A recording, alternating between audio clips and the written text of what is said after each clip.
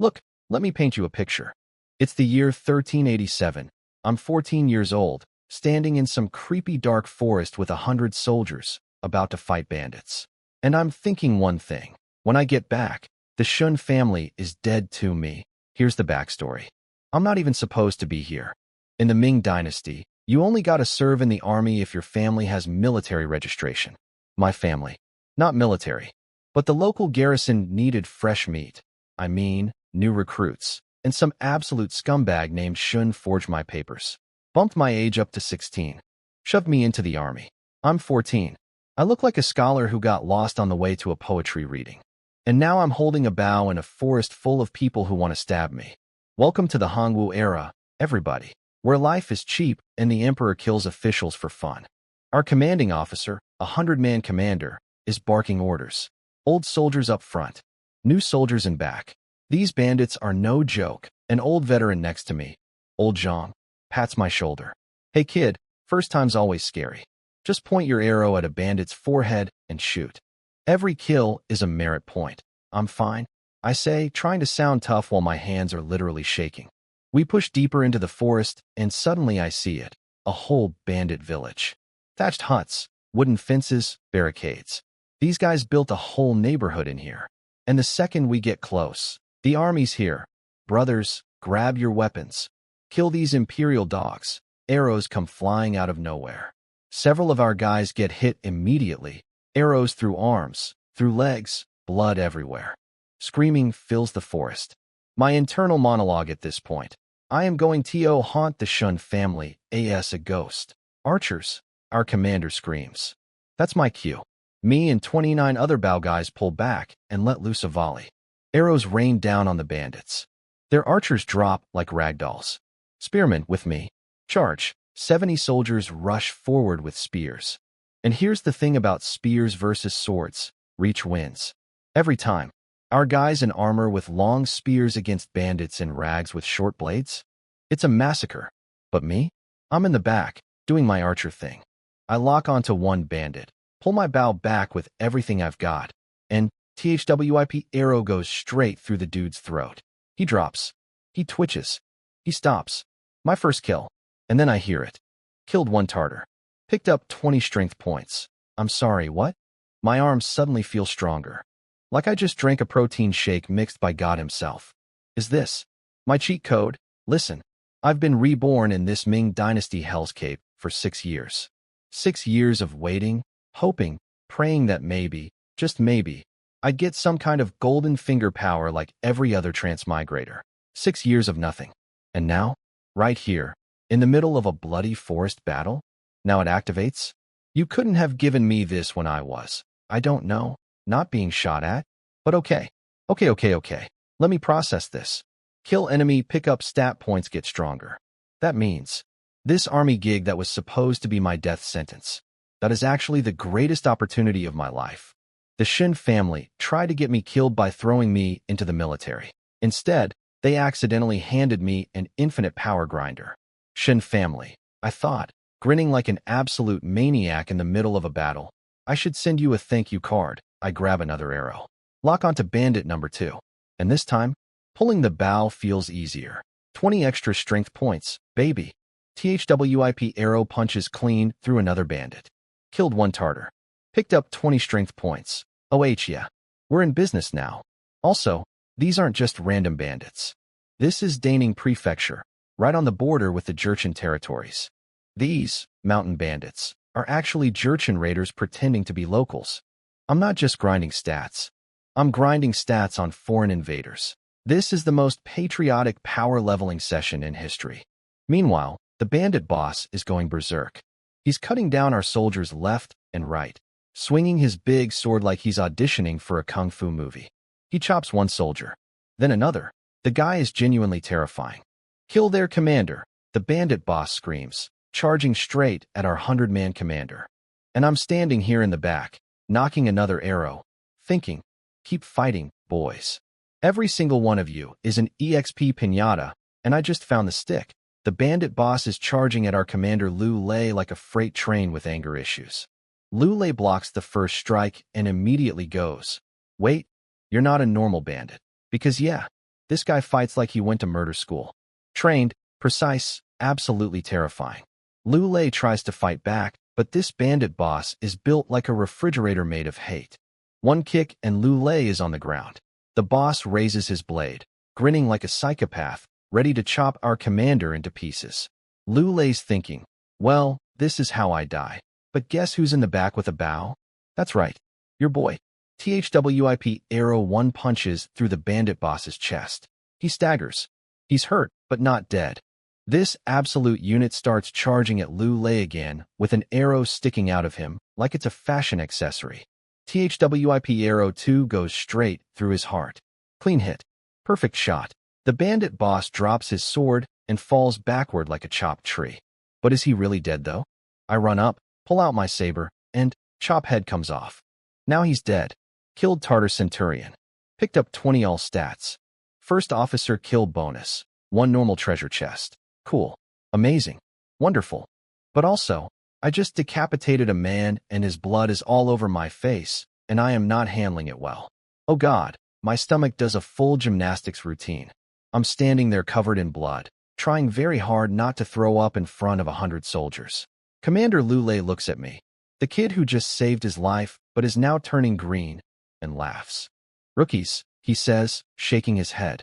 After the battle wraps up, a squad leader reports in, 48 bandits killed, 4 of our soldiers dead, a dozen wounded. Standard cleanup. Lu Lei walks over to me personally. What's your name, kid? Zhu Ying, sir.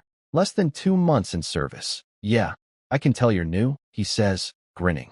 Then he puts his hand on my shoulder. Those 2 arrows saved my life. If you ever need anything in the army, come find me. Oh, hello. I just got a patron. 100-man commander owes me his life. That's basically a VIP membership card for the military. Now go help clean up the bodies, he says. Yes, SIR. Now here's where things get really interesting. I'm walking toward the dead bandits, and I'm thinking, let me check my stat panel real quick. I focus my mind, and boom, there it is. Host. Zhu Ying age. 13. Yeah, not even 14. The Shin family didn't even get my fake age right. Strength, 180. 1 point equals 1 gene of force. Speed, 140 constitution, 95 endurance, 88 spirit, 87 lifespan, 88 years storage space. 1 cubic meter, all those kills earlier? Every single stat point got added to my base. This is real. This is not a dream. I have a full RPG character sheet inside my brain. But then I see it. Lifespan. Wait, can I pick up lifespan too? Does that mean I can live forever? My hand touches the first dead bandit on the ground. Picked up 5 constitution points. Bodies drop loot too? I touch the next one. Picked up 5 days of lifespan. I can literally pick up extra years of life from corpses. Do you understand what this means? Every emperor in Chinese history spent fortunes trying to find the elixir of immortality. They drank mercury, ate weird pills, hired frauds. And here I am, a 13-year-old fake soldier, getting immortality by touching dead people like some kind of morbid tag game. Shin family. Thank you. Seriously.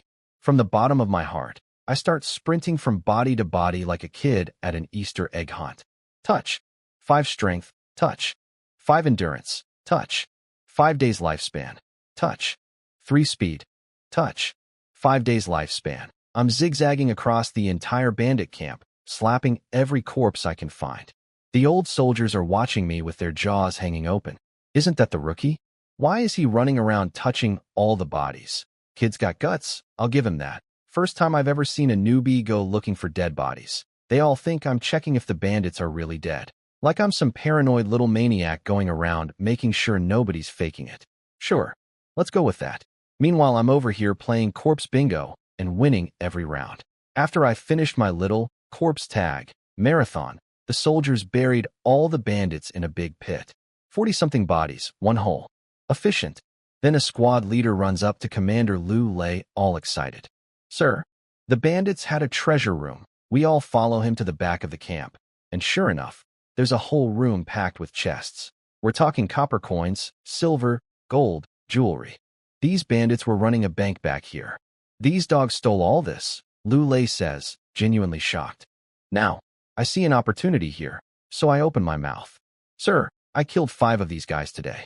They didn't fight like random bandits. They had real training. And their accent? That's not Ming Chinese. That sounded like Jurchen. Lu Lei nods. You're right. The moment I crossed blades with their boss, I knew. These weren't bandits. They were foreign raiders operating inside our borders. Then he waves his hand. Pack it all up. We're bringing it back to the county. This is above my pay grade. The 1,000-man commander needs to handle this one. All the soldiers are staring at the treasure with glowing eyes. You can practically see their thoughts. Just one tiny silver bar. Nobody would notice, but nope. This is the Hongwu era.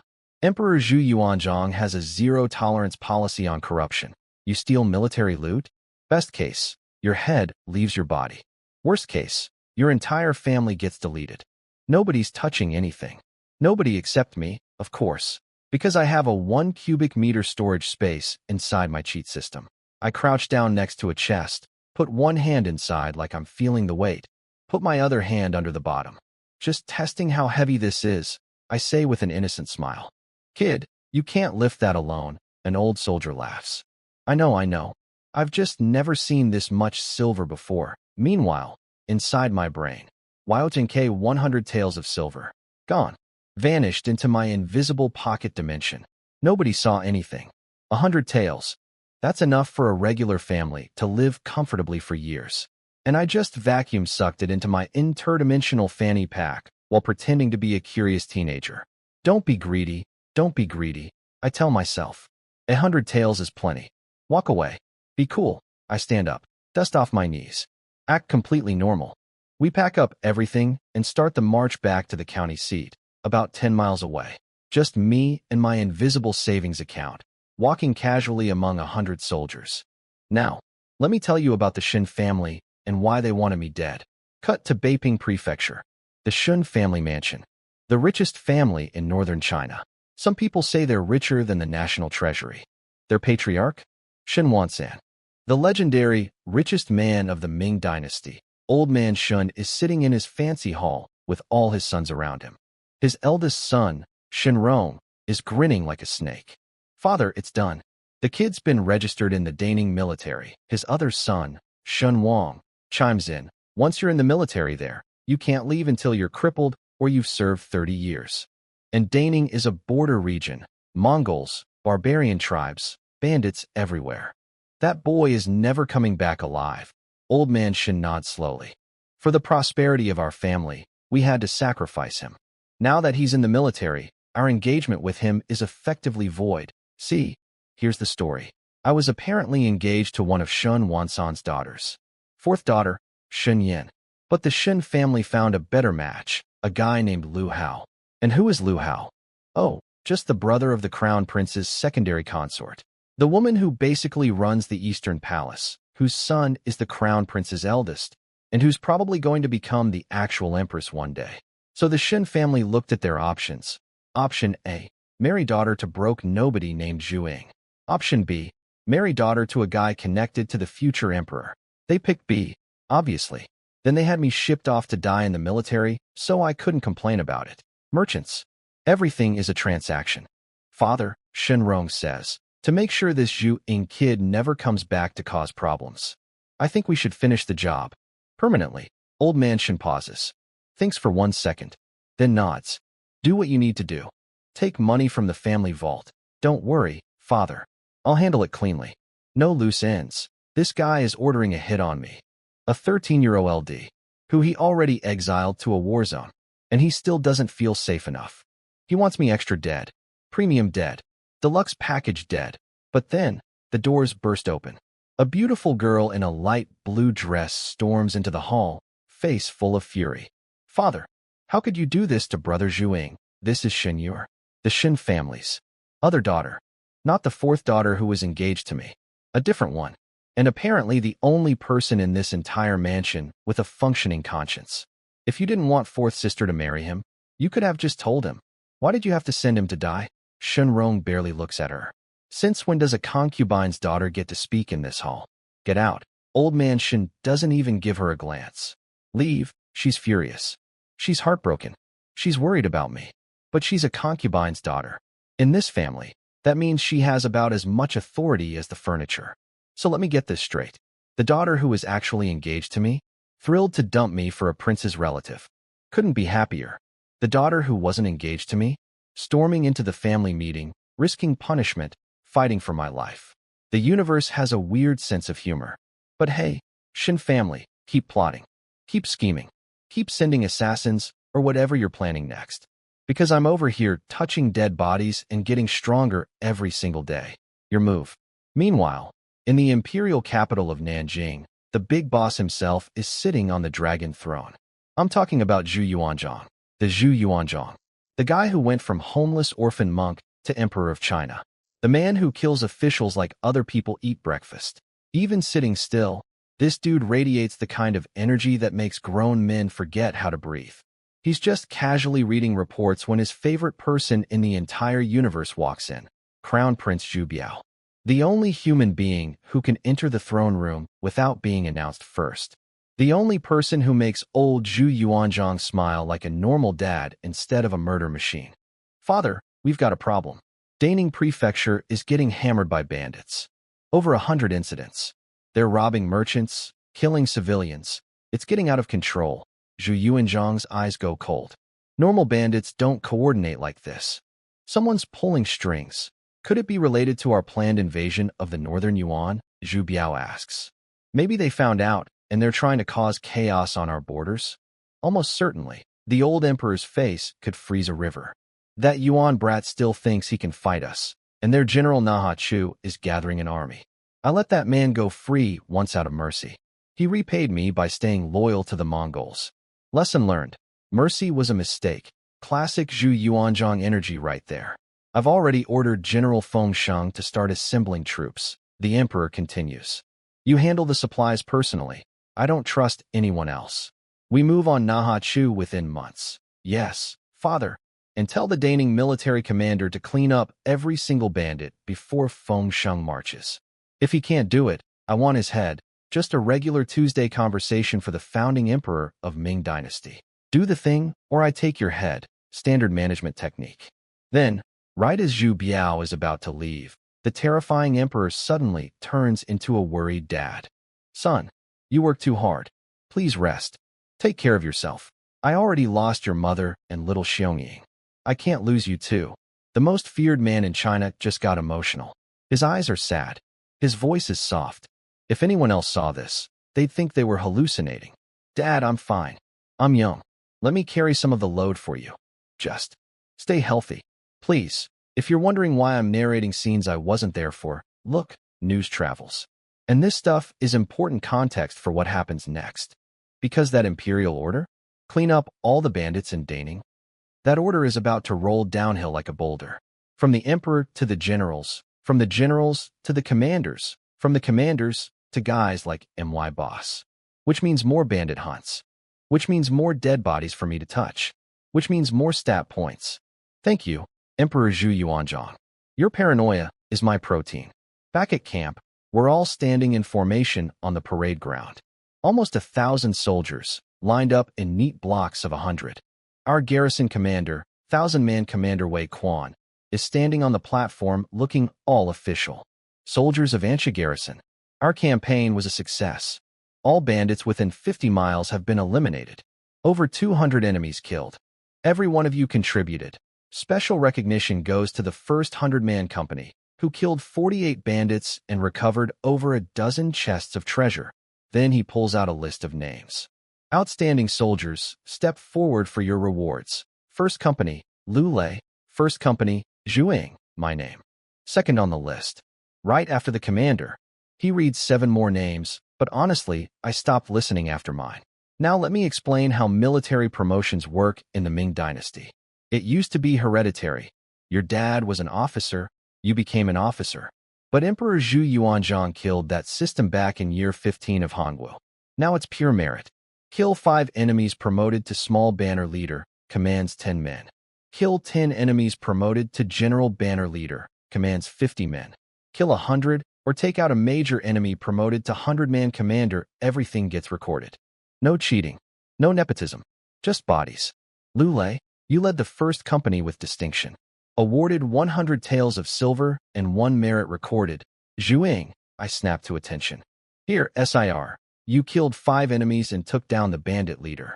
By Ming military merit law, you are hereby promoted to small banner leader, commanding 10 soldiers, and awarded 50 taels of silver.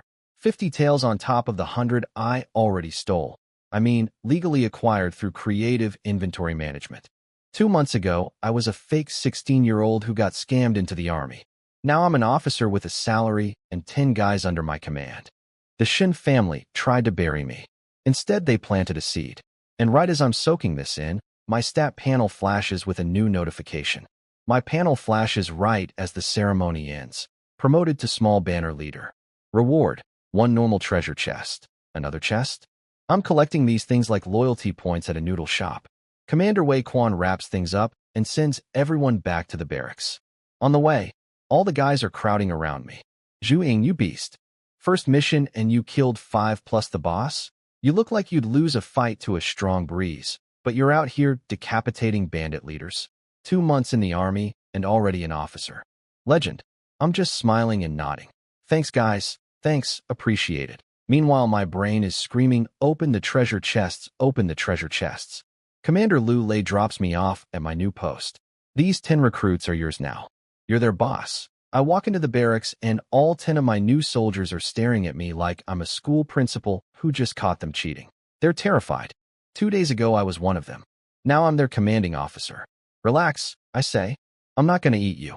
Go do whatever you were doing. Rest up. We might have more bandit hunting soon. They scatter. Good. I flop onto my bed, close my eyes, and immediately pull up my stat panel. Host. Zhu Ying age. 13 strength. 190 speed. 156 constitution. 102 endurance. 101 spirit. 104 lifespan. 88 years. 32 days storage. 1 cubic meter, and then ding. All stats above 100. Reward. 1 normal treasure chest. So the system gives chests for milestones too? This thing has an achievement system? Let me break down what I've learned so far. Normal humans have stats around 80 to 100. Adult men who are fully grown sit around 100 in strength.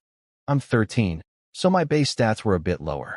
But after today's harvest, my strength alone jumped by almost 100 points. That's like going from regular teenager to can arm wrestle a horse. Here's how the loot works. Killing a bandit gives a random 20-point drop in one stat. Touching corpses gives 1 to 5 points each, but lifespan drops from bodies are a bit more generous. Not bad for playing tag with dead people. Now, the main event. Open all treasure chests. 3 chests. 3 rewards. Let's go. Chest 1. Yellow grade upper cultivation method. Iron body technique. A cultivation method. A cultivation method. In my past life, these things only existed in novels.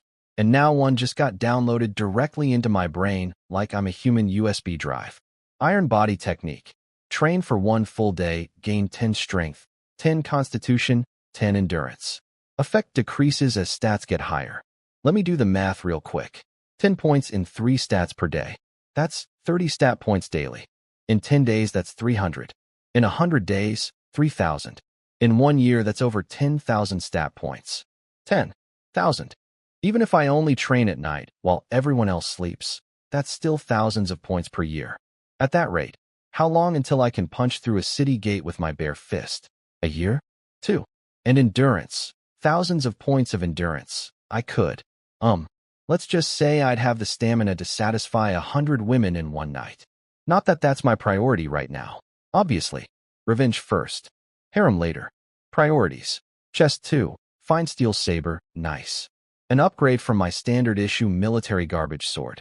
I'll take it. Chest 3. Horsemanship. Mastery level. This one is wild. The moment I extract it, the knowledge doesn't trickle in like the cultivation method. It slams into my brain like a finished download. I can suddenly ride a horse like I was born on one. Every technique, every trick, every combat maneuver on horseback. Complete mastery. I've never even sat on a horse in this life, and I now know more about riding than cavalry veterans with 20 years of experience.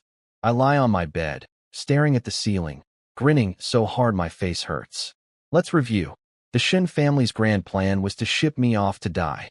Instead, I now have a stat harvesting system, a cultivation technique that'll make me superhuman within months, perfect horse riding skills, a fine steel weapon, 150 taels of silver, and a commanding officer who owes me his life. Oh, and some backstory I should probably explain. My grandmother saved Shen Wansan's entire family back in the day. That's literally why they became the richest merchants in China. Without Grandma, that old man would have died in a ditch. To repay this debt, a marriage was arranged between me and his fourth daughter. But then the Shen family found a better marriage prospect. Liu Hao, brother of the future empress, and suddenly I went from valued future son-in-law to inconvenient loose end that needs to die in a border war. If they just canceled the engagement like normal people, I would have been mad for a week and moved on. But no, they had to forge my papers, ship me to the most dangerous military zone in China, and try to get me killed. For that, no forgiveness. Ever. But not yet. Right now it's the 20th year of Hongwu. If history goes the way I remember, Emperor Zhu Yuanzhang is about to launch a massive campaign against the northern Yuan. Daning Prefecture is on the border. My garrison will be involved. War is coming. Real war. Not bandit cleanup. Real armies. Real battlefields. I need to get stronger fast. Extract horsemanship. The knowledge floods in. I close my eyes and I can feel it. Every muscle movement, every balance adjustment, every combat technique on horseback. Perfect. Instant. Complete. Time to start training. Every night, iron body technique. Every battle, stat harvesting. Every corpse, a stepping stone. Shen Wansan, Shen Rome. Wash your necks and wait for me. Now, the horsemanship skill is incredible. 1 second, I barely knew which end of a horse to face. The next, I could ride like I was born in a saddle. But true mastery only comes with actual riding, so I'll need to get on a real horse soon. The steel saber, though? Can't pull that out in front of everyone. Hey guys, where'd you get that fancy weapon? Oh, this? It materialized from my invisible interdimensional inventory. Yeah, that conversation ends with me being burned as a witch. I'll find a quiet moment later. I start training the iron body technique that same night. And let me tell you, the cultivation is real. I can literally feel the stats climbing. My body is converting into what I'm calling a data body now. Everything I gain shows up on the panel in hard numbers. No guessing. No. Am I getting stronger? It's right there in the spreadsheet. My body has a SPREADSHET. Then my panel pings again. First official appointment detected. Generate authority seal. Authority seal? That sounds important. Generate it. Ding. Small banner leader seal. All soldiers under your command gain 10% combat power, 10% morale, 10% endurance. My JW drops. My 10 guys just got a passive buff? I'm not just a commander. I'm a walking aura. My soldiers are literally stronger just by being near me. This system doesn't play around. Meanwhile, up at the big boy table in the Daning Prefecture capital, things are getting spicy. The prefect, a guy named Buwan, has gathered every official and military commander in the region. Crown Prince Zhu Biao's imperial order just came down the chain. Eliminate all bandits in Daning. Find whoever's backing them. Handle it fast. One of the generals reports in. Sir, Ansha County already wiped out several hundred bandits. They recovered dozens of chests of treasure. And the military report confirms these weren't ordinary bandits. They were trained fighters with Jurchen accents. Jurchen? Buwan's face goes dark. Another general chimes in. The northern Yuan may be beaten, but they still have influence. The Jurchen tribes are their vassals. They're using bandit raids to destabilize our borders and steal our people's wealth to strengthen their own tribes. 2 birds, 1 stone. General Chun, General Liu. What's your recommendation? Buwan asks. General Chun Hung doesn't hesitate. If we want to solve this permanently, we need to hit the Jurchen directly. Push them out of our border zone. We've got 50,000 troops in Daning. Give us 20,000, and we'll make those Jurchens regret ever looking in our direction. 20,000? You're sure that's enough? The Jurchen are split into 3 tribes. They're not unified. The ones raiding us are only using a fraction of their strength. They're testing us, not committing fully. A hard strike will scare them into backing off. We're not trying to wipe them out. Just make it hurt enough that they stop. Buwan thinks for a moment, then nods. Do it. He writes up official military orders, stamps them with the commander's seal, and sends both generals off to prepare. 20,000 Ming soldiers are about to march on the Jurchen. And guess whose garrison is part of the Daning military system? Mine. Back at Ansha camp, 6 days have passed since the bandit raid. 6 beautiful, productive, glorious days. Every single night, I've been cultivating the iron body technique. Not one night off. Not one break. Results? Strength, 60 constitution, 60 endurance, 60 in 6 days. Just from nighttime training alone. I clench my fist and I can feel it. The raw power humming through my muscles. 6 days ago, I was a strong teenager. Now I'm something else entirely. I open my eyes to the first light of dawn, stretch, and smile. Another productive night. Boom, boom, boom, war drums. Emergency assembly. My eyes go wide. Then my lips curl into a grin. More bandits? Or something bigger? Either way, more enemies means more stat points.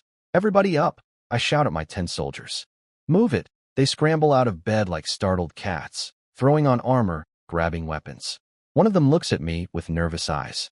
Sir, are we going bandit hunting again? All 10 of them are staring at me, waiting for an answer. I grab my bow, strap on my saber, and smile. Boys, I sure hope so. Probably going to fight bandits again, I tell my guys with a nod. They all look like someone just told them their dog died. Bunch of nervous wrecks. Listen up, what are you scared of? Bandits have 1 head and 2 legs, same as us. Except we have armor and real weapons, and they have sticks and bad attitudes. If we go out there, just follow me and swing. You're already in the army. Being scared doesn't get you out. Might as well kill stuff and get promoted. That actually works. They straighten up a little. Amazing what fake confidence can do. We march to the parade ground, and the entire garrison is assembled. 1,000-man Commander Wei Quan is standing up on the platform looking like someone told him his dog died too. Soldiers, I've received orders from command. The bandit problem in Daning has been traced to its source, the Jurchen tribes across the northern border. They've been sending trained fighters into our territory disguised as bandits to destabilize our region. Oh, so it's not just bandit hunting. Command has ordered a full military operation. We march to the border immediately to join the combined forces. We are going to war against the Jurchen. The parade ground goes dead silent. This isn't, go poke some bandits in a forest, anymore. This is a real military campaign against an actual foreign enemy. The Jurchens are no joke. They're vicious, organized, and they've been terrorizing this region for years. Half the soldiers look like they're about to faint. Me? I'm doing math. Bandits dropped 20 stat points each. Jurchen soldiers probably drop more. And there's going to be thousands of them, with thousands of corpses afterward. This isn't a battle. This is an all-you-can-eat buffet. Also, and this is the part where being a reincarnated person from the future comes in handy. I know exactly what these Jurchen tribes become. Centuries from now, their descendants will conquer all of China, destroy the Ming dynasty, and drag the entire nation into darkness. They'll humiliate the Han Chinese in ways that make my blood boil just thinking about it. So yeah, I'm not just excited for the stat points. I genuinely want to stomp these guys. From what I can figure out, this whole operation is really about clearing the path for Emperor Zhu Yuanzhang's bigger campaign against the northern Yuan. Daning Prefecture is right on the border. You can't launch a massive invasion northward if your own backyard is full of Jurchen-sponsored bandits stabbing your supply lines. Clean up the Jurchens first, then go after the Mongols. Smart strategy. And it puts me right in the middle of the action. 2 days of marching later, we arrive at the northeastern border of Daning. 20,000 Ming soldiers, camped out in neat formations, ready for war. In the command tent, General Chen Hung and General Lu Zhun are sitting at the head table with 20,000-man commanders lined up on both sides. The Crown Prince's orders are clear, General Chen says. Crush the Jurchen raiders. Make them pay. This is not a negotiation. This is a lesson. One commander speaks up. General, the Jurchens probably already know we're coming. They have spies everywhere. But their main forces aren't stationed at the border. I say we attack tomorrow. Speed is everything. Hit them fast, hit them hard. If they fight back, we kill them. If they run, we chase them. I volunteer my unit as the vanguard. No, my unit should lead. Let me go first, General. Every single commander is fighting for the chance to be the spearhead. Nobody wants to miss out on military merit. This is the Ming dynasty. Promotions are written in blood, and everybody wants to write their name. General Chen grins. Tomorrow, 1st Division and 2nd Division lead the frontal assault. The rest split into two flanking forces. When you meet the enemy, kill. No prisoners. We're sending a message written in Jurchen blood. Yes, SIR. 20 commanders roar in unison. Back at my little corner of the camp, I'm doing something the other soldiers find deeply confusing. I'm carving my name onto arrows. Lots of arrows. See, after a battle, they count kills by checking whose name is on the arrow stuck in the dead guy. No name, no credit. So I'm branding every single arrow like a businessman putting logos on merchandise. Sir, one of my soldiers says, watching me carve. How many arrows did you take? That's way more than 50. Standard quiver holds 50 arrows. I grabbed over 100. Back up, I say casually, filling up my second quiver. They're looking at me like I'm crazy. Who needs 100 arrows? A guy who gets stat points per kill. That's who. I'm an archer in a dedicated archer company. When the battle starts, I'll be raining death from the back lines while the spearmen do the close-range dirty work. Safer position, better angles, and every arrow with my name on it is a potential stat drop waiting to happen. 100 arrows. 100 chances to get stronger. Tomorrow, the Jurchen are going to learn what happens when you mess with a transmigrator who treats warfare like a farming simulator. 100 arrows, 2 bows, and my secret fine steel saber tucked away in my invisible pocket dimension. I'm locked and loaded. Tonight's the last night before the big battle, and I've got my whole future mapped out. Kill enemies, collect stats, climb ranks, build power. And honestly, I'm not even limiting my ambitions to the Ming Dynasty anymore. I know the future. I know that after Zhu Yuanzhang dies, his grandson Zhu Yunwan takes over. Then Uncle Zhu Di kicks down the door and steals the throne in the Jingnan Rebellion. The whole empire turns into a dumpster fire. Right now I'm too weak to do anything about any of that. But give me a few years of stat grinding and cultivation, when every attribute is in the tens of thousands. I won't just be some soldier.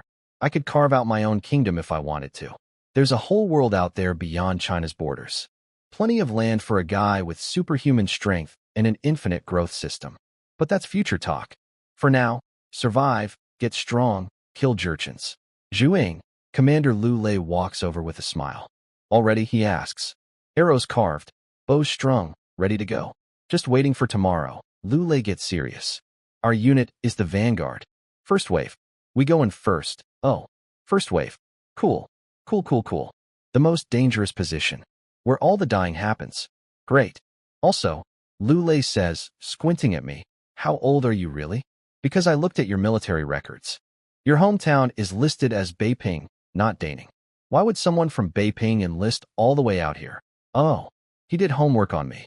Honestly, I got scammed into this, I say with a bitter laugh. Lu Lei's face changes. He stares at me for a long moment, clearly doing the math in his head. Someone with enough power to forge military documents and transfer you across prefectures. That's not a small enemy, kid. Then he puts his hand on my shoulder. I'm just a 100-man commander. I can't do much. But as long as you're in MY company, I'll protect you with everything I've got. Thanks, Commander. And I actually mean it. This guy is the real deal. Saved his life once with 2 arrows and he's repaying it with genuine loyalty. Next morning, 20,000 Ming soldiers crossed the border into Jurchen territory. No boundary markers between Ming and the northern Yuan. You know why? Because in Zhu Yuanzhang's mind, all of this land belongs to him. He just hasn't collected it yet. Why put up a border sign when you plan to own everything on both sides? Scout cavalry rides ahead to check for ambushes. Infantry follows behind as the main attack force. Everything by the book. On the Jurchen side, their border settlement is buzzing like a kicked beehive. Their commander is a guy named Jean Gouda, a 10,000-man captain. And honestly, he's the only smart person on their side. When the Northern Yuan originally told the Jurchen tribes to go mess with the Ming, Jean Gouda went to his tribal chief and said, hey, maybe let's not poke the dragon. The Yuan Empire is falling apart, and the Ming is getting stronger every day. Maybe we should stay neutral? Nobody listened. Of course, we're Jurchen warriors. The Han Chinese were the lowest class under Mongol rule. They're beneath us. That's what the other commanders said. Jean Gouda wanted to facepalm into another dimension. You idiots, that low-class civilization just kicked out the entire Mongol Empire. Their emperor crawled up from being a homeless monk to ruling all of China. But sure, underestimate him. Great plan. Now the Ming army is marching straight at them and Jin is doing damage control. He's ordered all the civilians to evacuate north, but tens of thousands of people can't move fast. They've barely covered 50 miles. He needs to buy time. We fight, Jin announces. Not to win, to delay. Buy time for our people to escape. If we happen to beat them, even better. I'll become famous across all 3 Jurchen tribes. His plan? 8,000 cavalry split into 2 wings, hidden 5 miles out from the settlement. Ambush the Ming advance force. Infantry holds the rear. Total Jurchen strength, nearly 15,000 fighters. And reinforcements are coming from the main tribe. Let me see what you Ming soldiers are really made of, Jin says, eyes burning with ambition. Not bad for a barbarian commander. He's actually got a brain. Too bad for him. The Ming army also has a brain. Plus 20,000 professional soldiers. Plus a transmigrator in the 3rd row who treats every enemy like a walking loot drop. Speaking of which, that's me. Marching in formation. Bow in hand. Arrow knocked. 3rd row of the advance force. My heart is pounding. Not from fear. From excitement. Somewhere ahead, 15,000 Jurchens are waiting. 15,000 stat pinatas. All lined up, and I brought 100 sticks with my name carved on them. Let's go. Every soldier is spread out 1 zhang apart, moving forward like the most nervous parade in history. The new guys are practically vibrating with fear. And honestly, even I'm keeping my eyes wide open. Crossing into enemy territory with no cover is not the place to zone out. We're maybe a few miles from the Jurchen settlement when, kill, slaughter these pathetic Han dogs, the ground starts shaking. I look north and my stomach drops. Hundreds, no, thousands, of Jurchen cavalry come pouring over the hills like a leather-armored tsunami. They're wearing beast skin armor, carrying sabers, spears, and bows, and they are screaming for our blood. And they're already knocking arrows on horseback. Mounted archery, the thing that made steppe nomads the terror of every civilization for 1,000 years. These guys grow up in saddles the way I grew up with textbooks. General Chun Hung doesn't even flinch. Archers to the front. Cavalry and spearmen hold position. Defensive formation. 2,000 of us bow guys sprint forward and spread out into arrow lines. 10 men per row, 5 rows deep, small banner units side by side. We raise our bows, aim at 45 degrees, and wait. The Jurchen cavalry is getting closer. 100 meters. 80. 60. Fire. 2,000 arrows launch into the sky like an angry cloud. They come down on the Jurchen like rain made of death. Riders tumble off horses. Horses crash into each other. Bodies hit the dirt and get trampled by the riders behind them. Killed Jurchen cavalry soldier. Picked up 20 strength. My first arrow of the battle finds its home in some rider's chest. He drops like a sack of rice. I'm already pulling the next arrow. Lock on. Draw. Release. THWIP. Killed Jurchen cavalry soldier. Picked up 20 constitution. My arms are so much stronger now that drawing the bow feels like stretching a rubber band. These arrows are flying hard. Every shot is a kill shot, and every kill is fuel. Kill Jurchens. Get stats. Kill more Jurchens. Get more stats. That's my entire brain right now. I'm not thinking about strategy. I'm not thinking about survival philosophy. I'm a stat harvesting machine and the factory is open. Arrow after arrow after arrow. Picked up 20 strength. Picked up 20 speed. Picked up 20 constitution. 10 kills. 15. 20. But then their arrows start coming back. The Jurchen riders fire while galloping, bows angled, arrows flying. And their volley crashes into our formation like hail from hell. Soldiers around me start dropping. One guy takes an arrow through the throat. Another gets pinned through the shoulder and goes down screaming. 2 of my own squad mates collapse into pools of blood right next to me. War isn't a game. These aren't bandit scrubs in a forest. These are trained killers on warhorses firing arrows at full gallop, and they are deleting my comrades in real time. Damn it, I can't save them. I can't do anything except shoot faster. Every Jurchen I kill is 1 less arrow aimed at my friends. Killed Jurchen cavalry. Picked up 20 strength. Killed Jurchen cavalry. Picked up 20 speed. Killed Jurchen cavalry. Picked up 20 spirit. Killed Jurchen cavalry. Picked up 30 days lifespan. 20 kills. The panel dings. Total kills exceed 20. Reward. 1 normal treasure chest. Cool. Filing that away for later. Kind of busy right now. The Jurchen cavalry is now 30 steps away. Too close for archery to be effective against a charge. General Chun Hung raises his saber and roars. Cavalry charge. Spearmen, advance. 5,000 Ming cavalry explode forward. 3,000 spearmen follow right behind. The general himself leads the charge, sword raised, horse thundering. The two armies collide. It's like watching two waves smash into each other, except the waves are made of horses and screaming men and blood. Sabers cleave through armor. Spears punch through bodies. Horses go down thrashing. Men are trampled under hooves. This is not a skirmish. This is full-scale war. I stay in the archer line, scanning the chaos for targets. The melee fighters are tangled together now, which makes aiming harder, but there are still plenty of Jurchen riders on the edges trying to flank us. Arrow. Kill. Stat arrow. Kill. Stat arrow. Kill. Stat. All stats break 200. Reward. 1 normal treasure chest. A warm light washes over my body. Every muscle, every nerve, every cell feels like it just got upgraded. It's like my whole body went through a car wash, but for my soul. 200 points in every stat. I'm now roughly twice as strong as a peak adult male. My arrows fly harder. My eyes track faster. My breathing is barely elevated. I'm not a normal human anymore. More. I pull arrows even faster now. My hands are a blur. Knock, draw, release. Knock, draw, release. Each shot flies with terrifying speed and accuracy. Then Jean Gouda, the Jurchen commander, plays his trump card. He sends his reserve cavalry out from both flanks, trying to surround us. Flank cavalry move. Encircle the Ming army. Thousands of fresh Jurchen riders pour in from the sides. Jean Gouda himself charges into the battle, saber raised. The battlefield erupts into pure, absolute chaos. Ming soldiers screaming, "Kill the barbarians." Jurchen screaming, "Kill the Han dogs." And me, standing in the middle of it all, pulling arrows out of my quiver like I'm dealing cards at the world's deadliest poker game.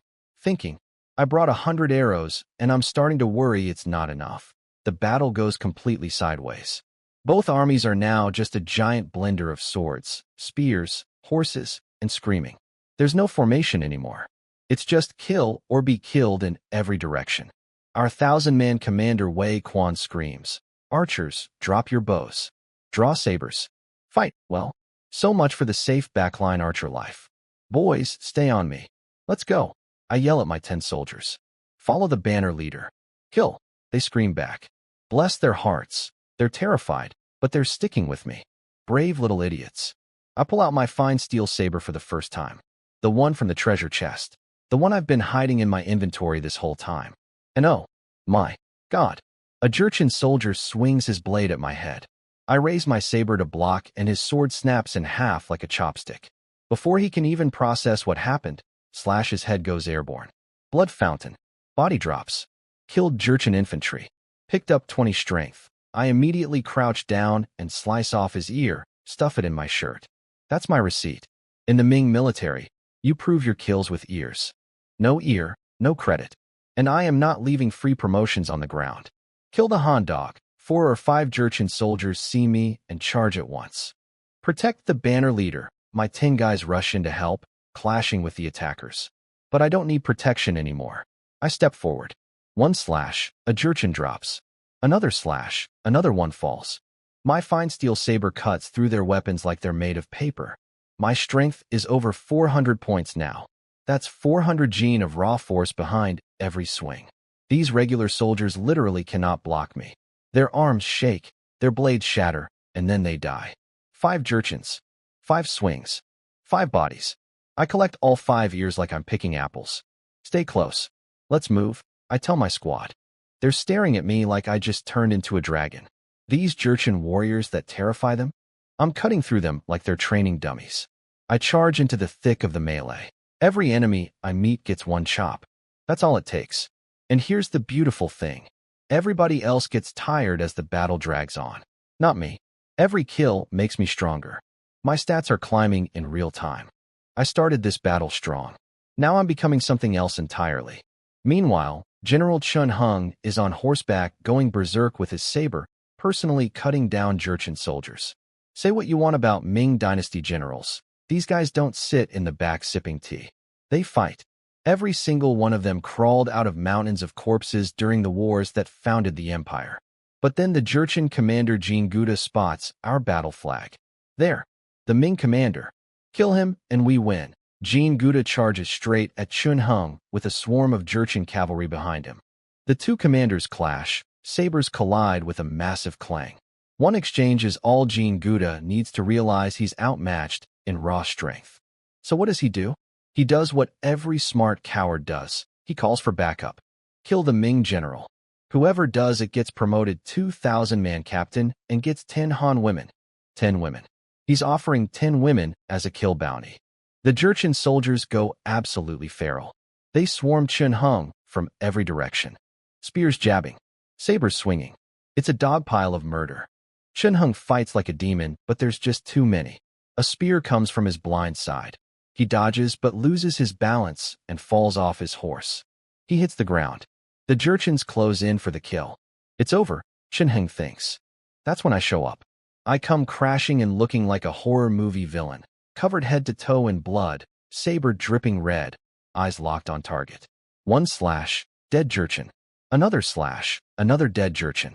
The soldiers surrounding Chun Hung? I delete them in seconds. The general stares at me from the ground, completely stunned. Who is this blood-soaked maniac? But I don't stop to chat. I don't salute.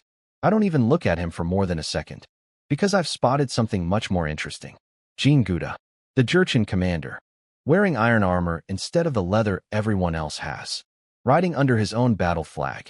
The biggest fish on this entire battlefield. If I kill a regular soldier, I get 20 stat points in 1 year. If I kill the enemy general, that's slay the commander, merit. That's an instant promotion. That's the kind of achievement that gets your name written in official military records. I grip my bloody saber and sprint toward Jin Guda. Behind me, Chun Hung scrambles to his feet screaming. Kid, don't. You'll get yourself killed. Sorry, General. Can't hear you over the sound of my stat points calling.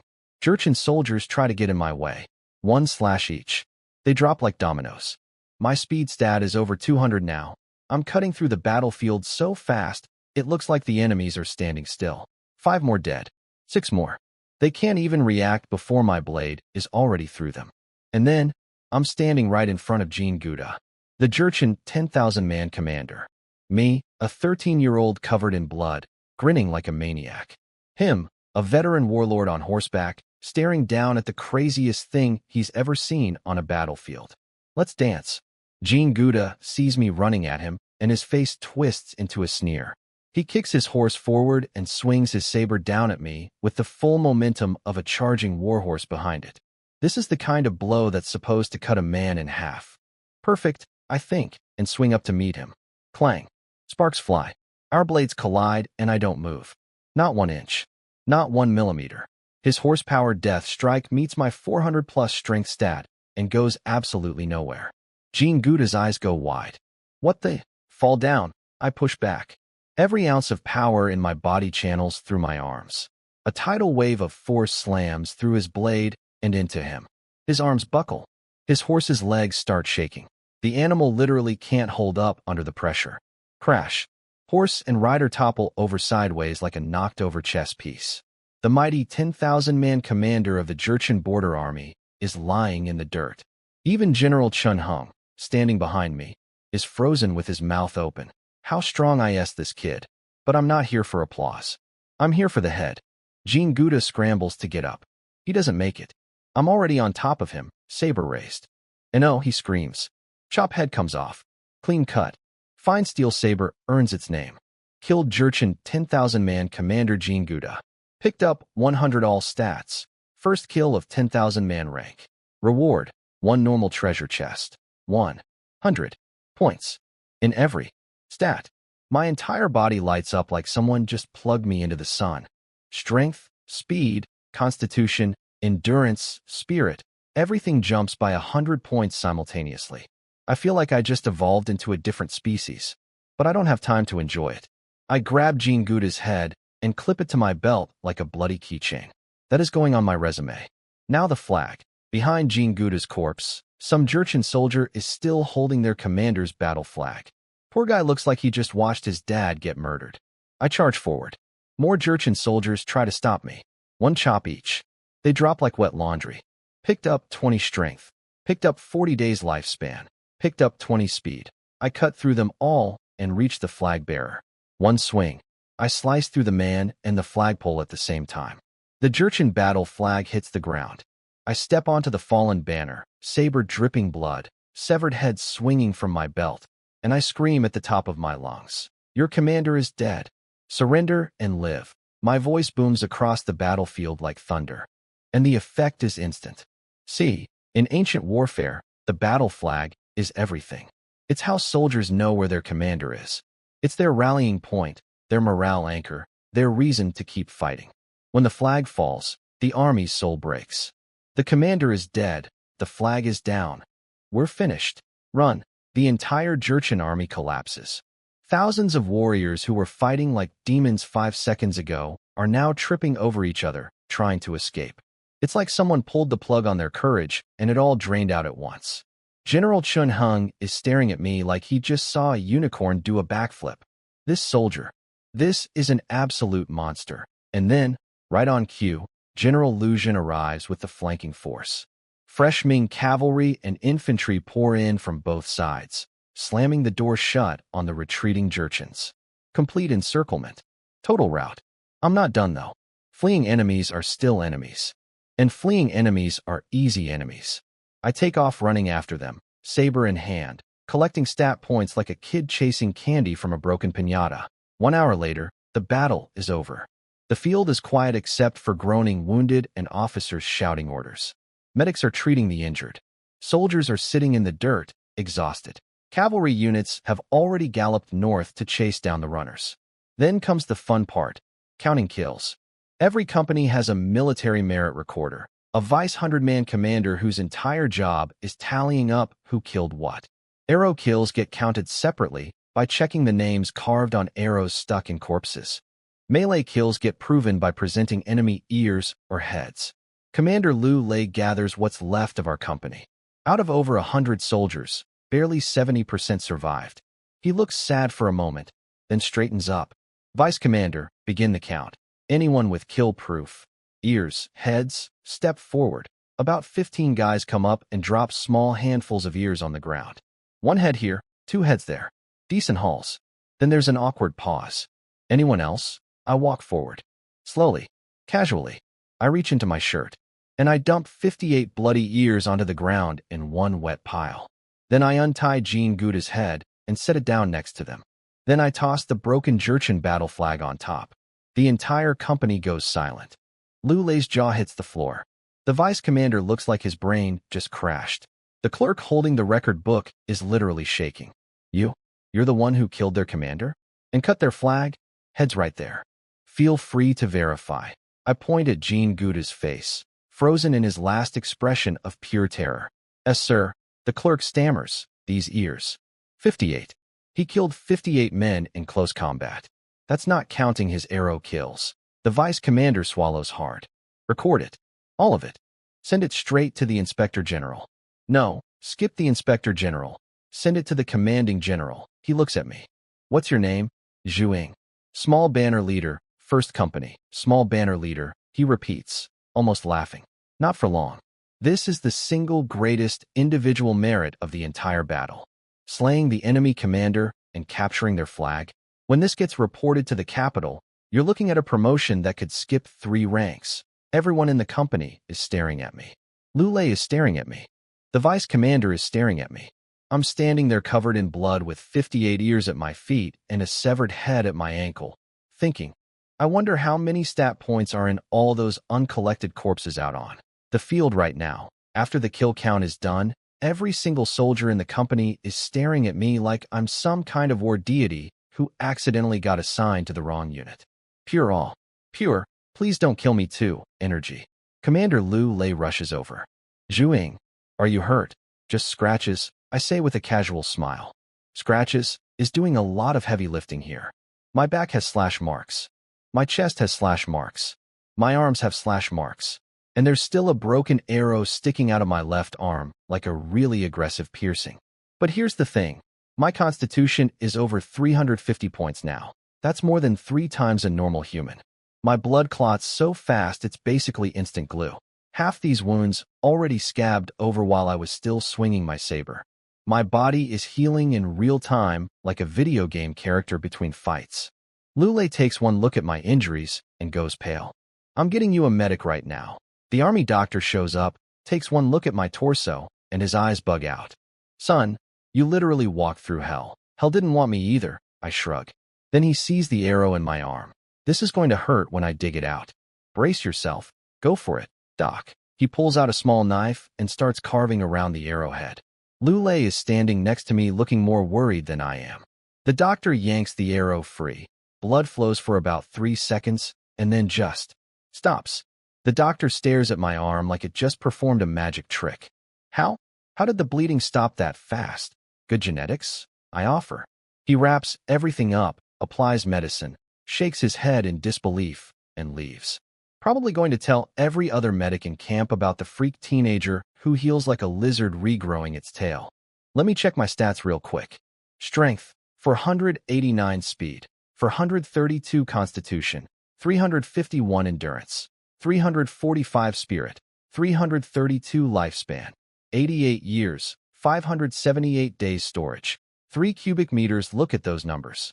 I picked up over 1,000 stat points in one battle. My lifespan alone gained almost 2 extra years. My storage space tripled. I went into this fight as a moderately superhuman teenager. I'm coming out as something that could probably fight 100 men solo and win. Lule sits down next to me, shaking his head. You know, kid, after this you might outrank me. Slaying the enemy commander and capturing their battle flag? I might have to start calling you sir soon. Don't get ahead of yourself, Commander. Then his face gets serious. Zhu Ying, I know you want to climb the ranks fast. I know someone sent you here to die, and you're fighting to prove them wrong. But you charged a 10,000-man commander by yourself today. That's not bravery, that's insanity. You're young. You'll get more chances. Don't throw your life away trying to get them all in one battle. He's right. Logically, I know he's right. But every time I think about the Shin family, about how they forged my papers, shipped me to this border hellhole, and are probably right now planning to make sure I never come back, my blood boils. I don't just want revenge. I want power. The kind of power where I can crush them legally, officially, with the full weight of the Ming military establishment behind me. And that means rank. And rank means kills. I appreciate it, Commander. I'll be more careful. I will not be more careful. Lule heads off to check on the rest of the company, and my eyes immediately lock onto the battlefield. Hundreds of corpses are still lying out there. The cleanup crew is starting to move in, which means my window is closing. I grab my saber and start wandering through the dead. To everyone else, I look like a diligent young soldier checking for enemies playing dead. Commendable vigilance. What a responsible warrior. In reality, touch. 1 strength, touch. 3 speed, touch. 5 days lifespan, touch.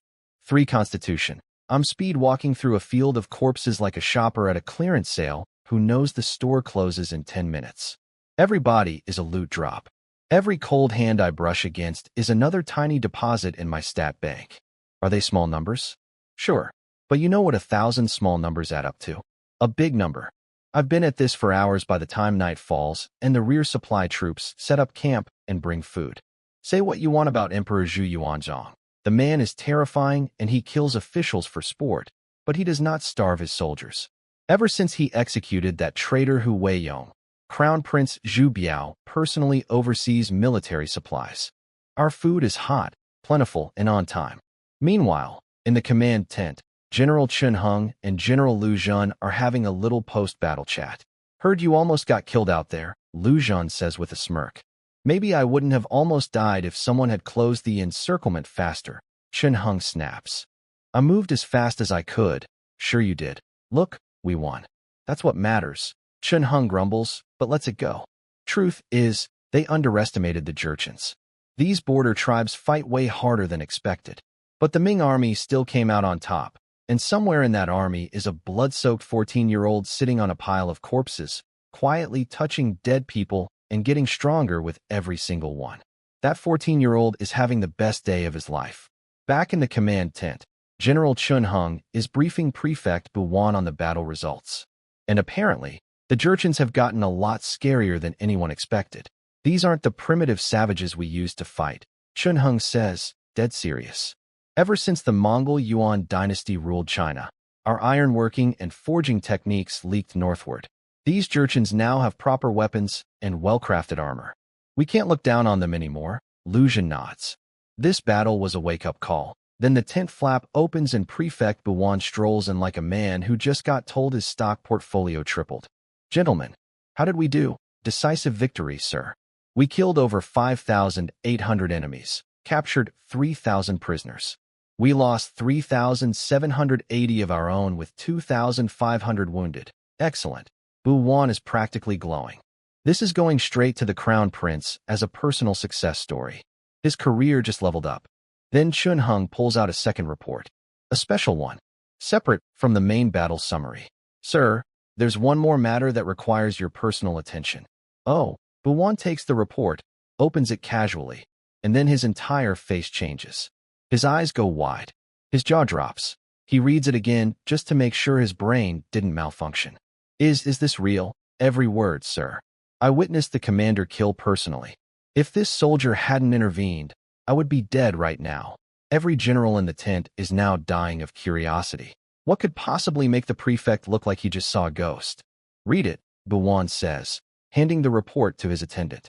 The attendant clears his throat and reads in a booming voice. 1st 1,000-man company, small banner leader Zhu Ying. In battle against the Jurchen forces, killed 103 enemy soldiers, 45 by arrow, 58 by blade. Additionally, slew the Jurchen commanding General Jin Guda in close combat, captured and destroyed the enemy battle flag. Distinguished merit of the highest order, dead. Silence. Then the tent explodes. 103. Is he even human? Not even Lu Bu could do that. Lu Bu is a legend, and this kid outdid him. Even the Duke of Kaiping, the most ferocious warrior who founded this dynasty, never posted numbers like that in a single battle. That's why the Jurchens collapsed before we finished the encirclement. This kid cut their head off before we could even close the trap. How many ranks does a merit like this even skip? 3, 4. Every commander in the room is freaking out. Lu Zhen, the other general who missed the whole thing, is staring at Chun Hung with his mouth open, probably regretting taking the flanking route instead of the frontal assault. Sir, Chun Hung says, barely hiding his smug satisfaction, how should we reward such merit? Bu Wan strokes his chin, thinking. But he's not stressed about this decision at all, because here's the beautiful political math happening in everyone's head right now. Beating one small Jurchen border tribe? Nice, but not exactly headline news in the capital. The emperor reads reports about border skirmishes over breakfast. This wouldn't even make him look up from his kanji. But a single soldier killing 103 enemies, slaying their general in personal combat, and capturing their battle flag? That is the kind of story that makes Emperor Zhu Yuanzhang put down his chopsticks. That gets read aloud in the throne room. That makes the crown prince go, who is this person? And everyone in this tent, from Bu Wan down to the lowest company commander, gets to ride my coattails. Oh yes, your majesty, this legendary warrior served under MY command. Promotions for everybody. I'm not just a war hero. I'm a career boost for every officer in the chain of command. The founding emperor himself decreed that military merit shall never go unrewarded, Bu Wan says with the biggest smile I've never seen. General Chun, how many ranks does our military code say this warrants? And somewhere outside the tent, completely unaware that he's becoming the most talked about soldier in the entire Daning military, a blood-covered 14-year-old is wandering through a field of dead Jurchens, casually touching corpses and quietly farming stats like it's a Tuesday afternoon in a video game. That 14-year-old is me, and I am having an outstanding day. Inside the command tent, General Chun Heng is doing the math on my promotion, and he doesn't even need to think about it. By Ming military merit law, Zhu Ying's kill count alone warrants a promotion of 4 ranks. Add the slaying of the enemy commander and capturing their battle flag, that's a 5th rank. Every general in the tent does the mental calculation at the same time. He's currently a small banner leader. 5 ranks up from that is 1,000-man commander, 1,000-man commander in one day. Nobody has done that since the dynasty was founded.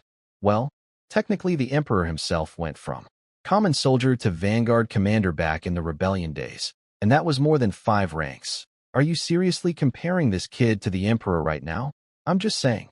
Military merit is military merit. The emperor himself wrote these rules. You want to argue with his system? Nobody argues with the emperor's system. That's how you keep your head attached to your neck. Prefect Buwan is grinning from ear to ear. If the merit code says 5 ranks, then 5 ranks it is. Now bring this Zhu Ying to me. I want to see what kind of monster our Daning prefecture has produced. Then something hilarious happens.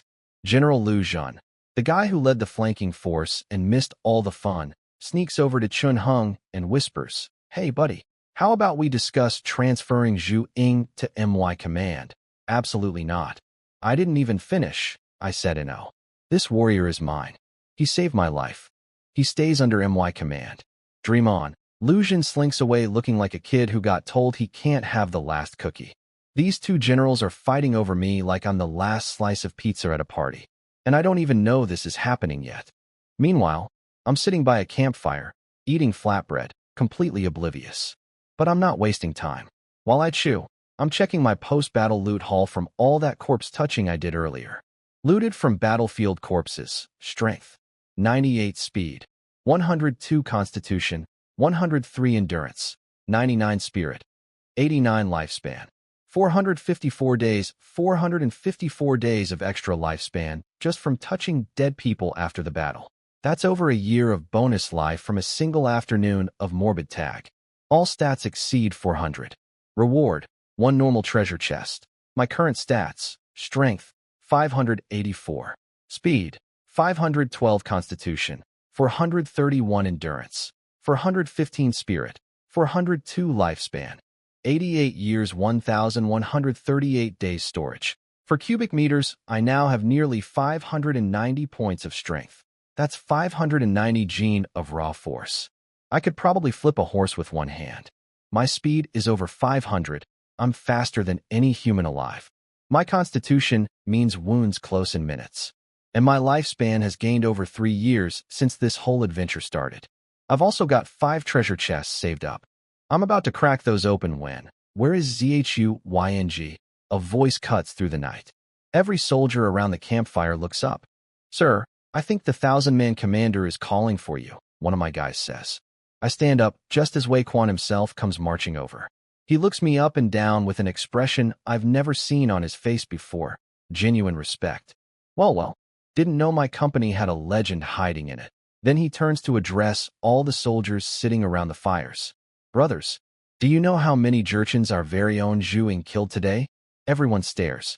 Zhu Ying single-handedly killed over 100 enemy soldiers, slew their commanding general, and cut down their battle flag. His actions broke the enemy's will to fight and secured our victory. Dead silence. Then murmuring. Then full-blown shock. 100? He killed the general? Is he even real? He doesn't even look that big. How? I need to rethink my entire life. Wei Quan turns back to me, still smiling. "The prefect and both commanding generals want to see you. Right now. Come with me." "Yes, sir." I follow him toward the main command tent, my heart pounding with anticipation. 5 ranks.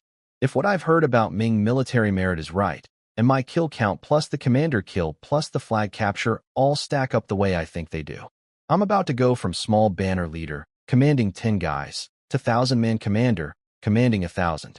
2 months ago, the Shun family threw me into this army to die.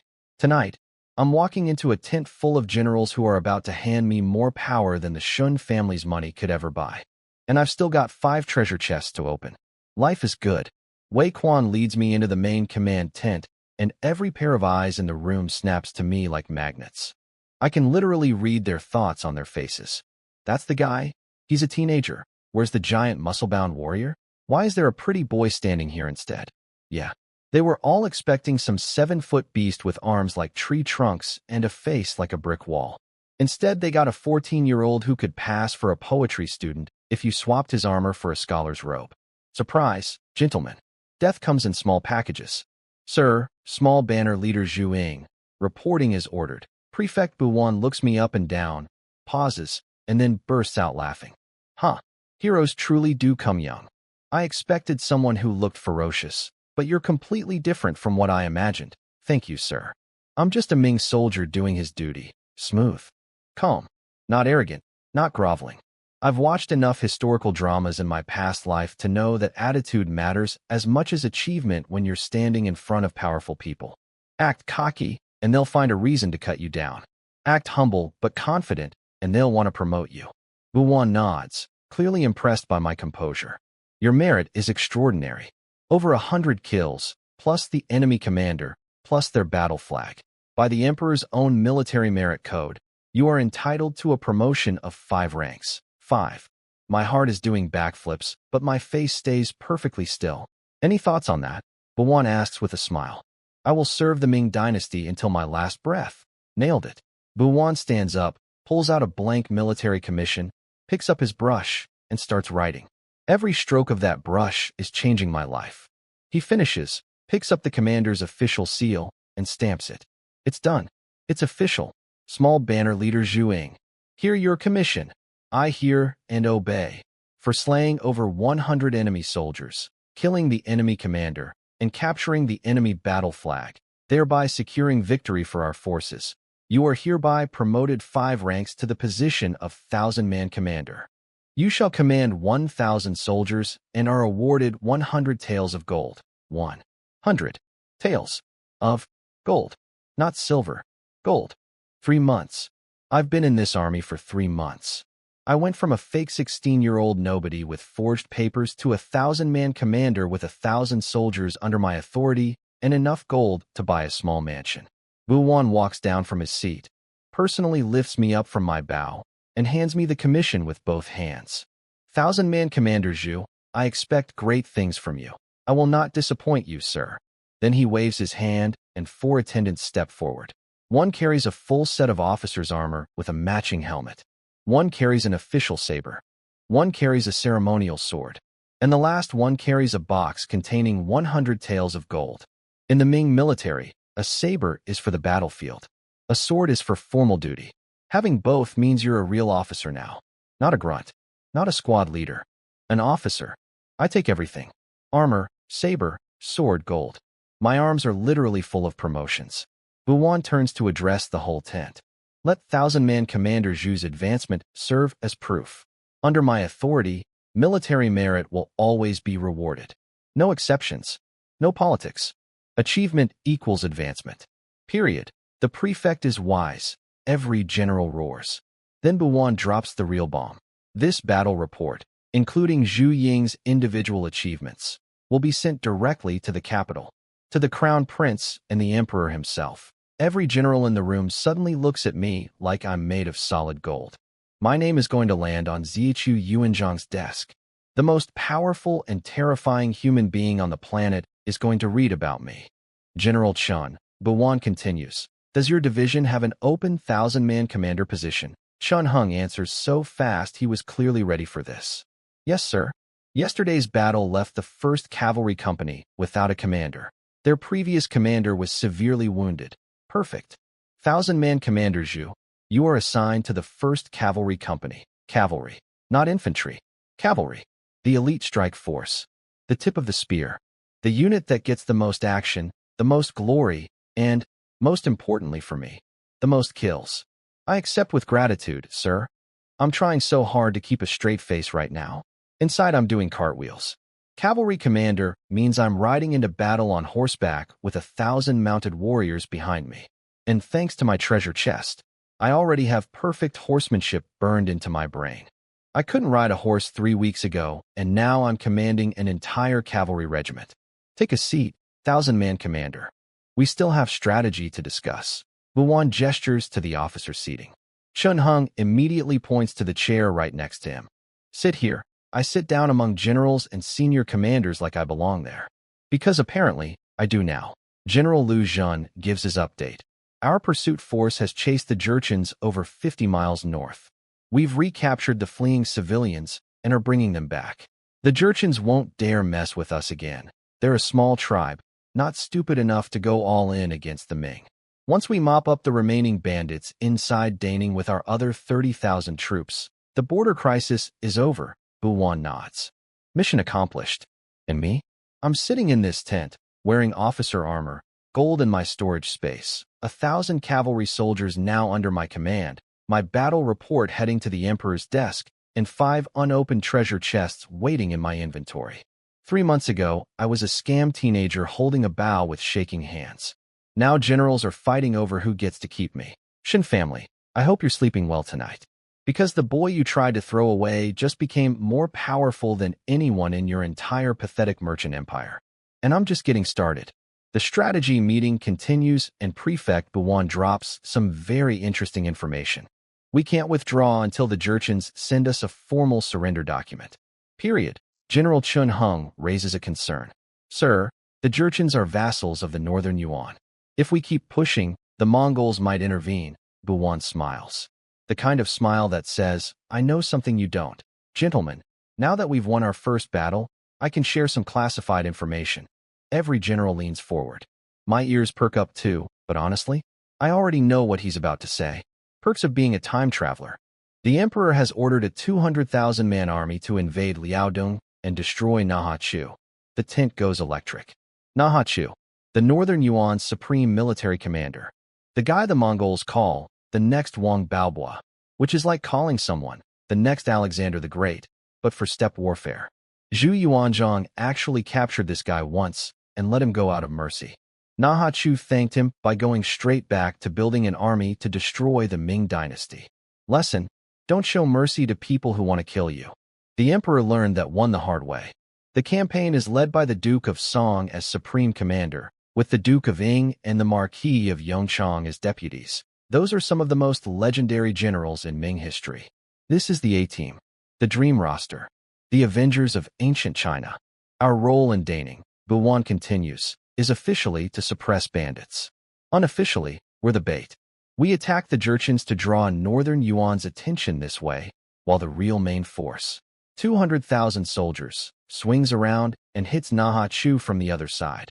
I'm sitting here thinking, yeah, I literally read about this in a history textbook for 100 years from now. Nice to see it happening in real time, though. Within 1 to 2 months, the main army will enter the northern frontier. Until then, we attack. If the Yuan sends reinforcements, we switch to defense and hold until the main force arrives. Every general stands and bows. For the Ming dynasty, I bow too, but inside I'm doing calculations. 2 months of continuous warfare against Jurchens and potentially Mongol reinforcements? That's 2 months of nonstop stat farming. 2 months of killing enemies, touching corpses, and opening treasure chests. By the time this campaign ends, my stats could be in the thousands. The meeting ends and I walk out carrying my pile of officer gear. Armor, saber, sword, gold box. I look like a kid who won too many prizes at a carnival. Zhu Ying, General Chun Hung, catches me outside. General, I'd bow, but my arms are literally full of promotions. I never properly thank you for saving my life today, he says with genuine warmth. I owe you a debt that can't be repaid with words. But I, Chun Hung, will remember it. General, we're soldiers on the same battlefield. I just did what anyone would do. He smiles. Also, as a 1,000-man commander, you're entitled to 50 personal bodyguards. Pick them from your old unit if you want, or I can assign some veterans. 50 personal bodyguards? My own squad of elites? Thank you, General. I'll go pick some right away. He pats my shoulder. Get some rest first. Tomorrow I'll personally take you to your new cavalry company. As I leave, I catch Lu Zhan walking up to Chun Hung behind me. You lucky bastard. A one-man army under your command.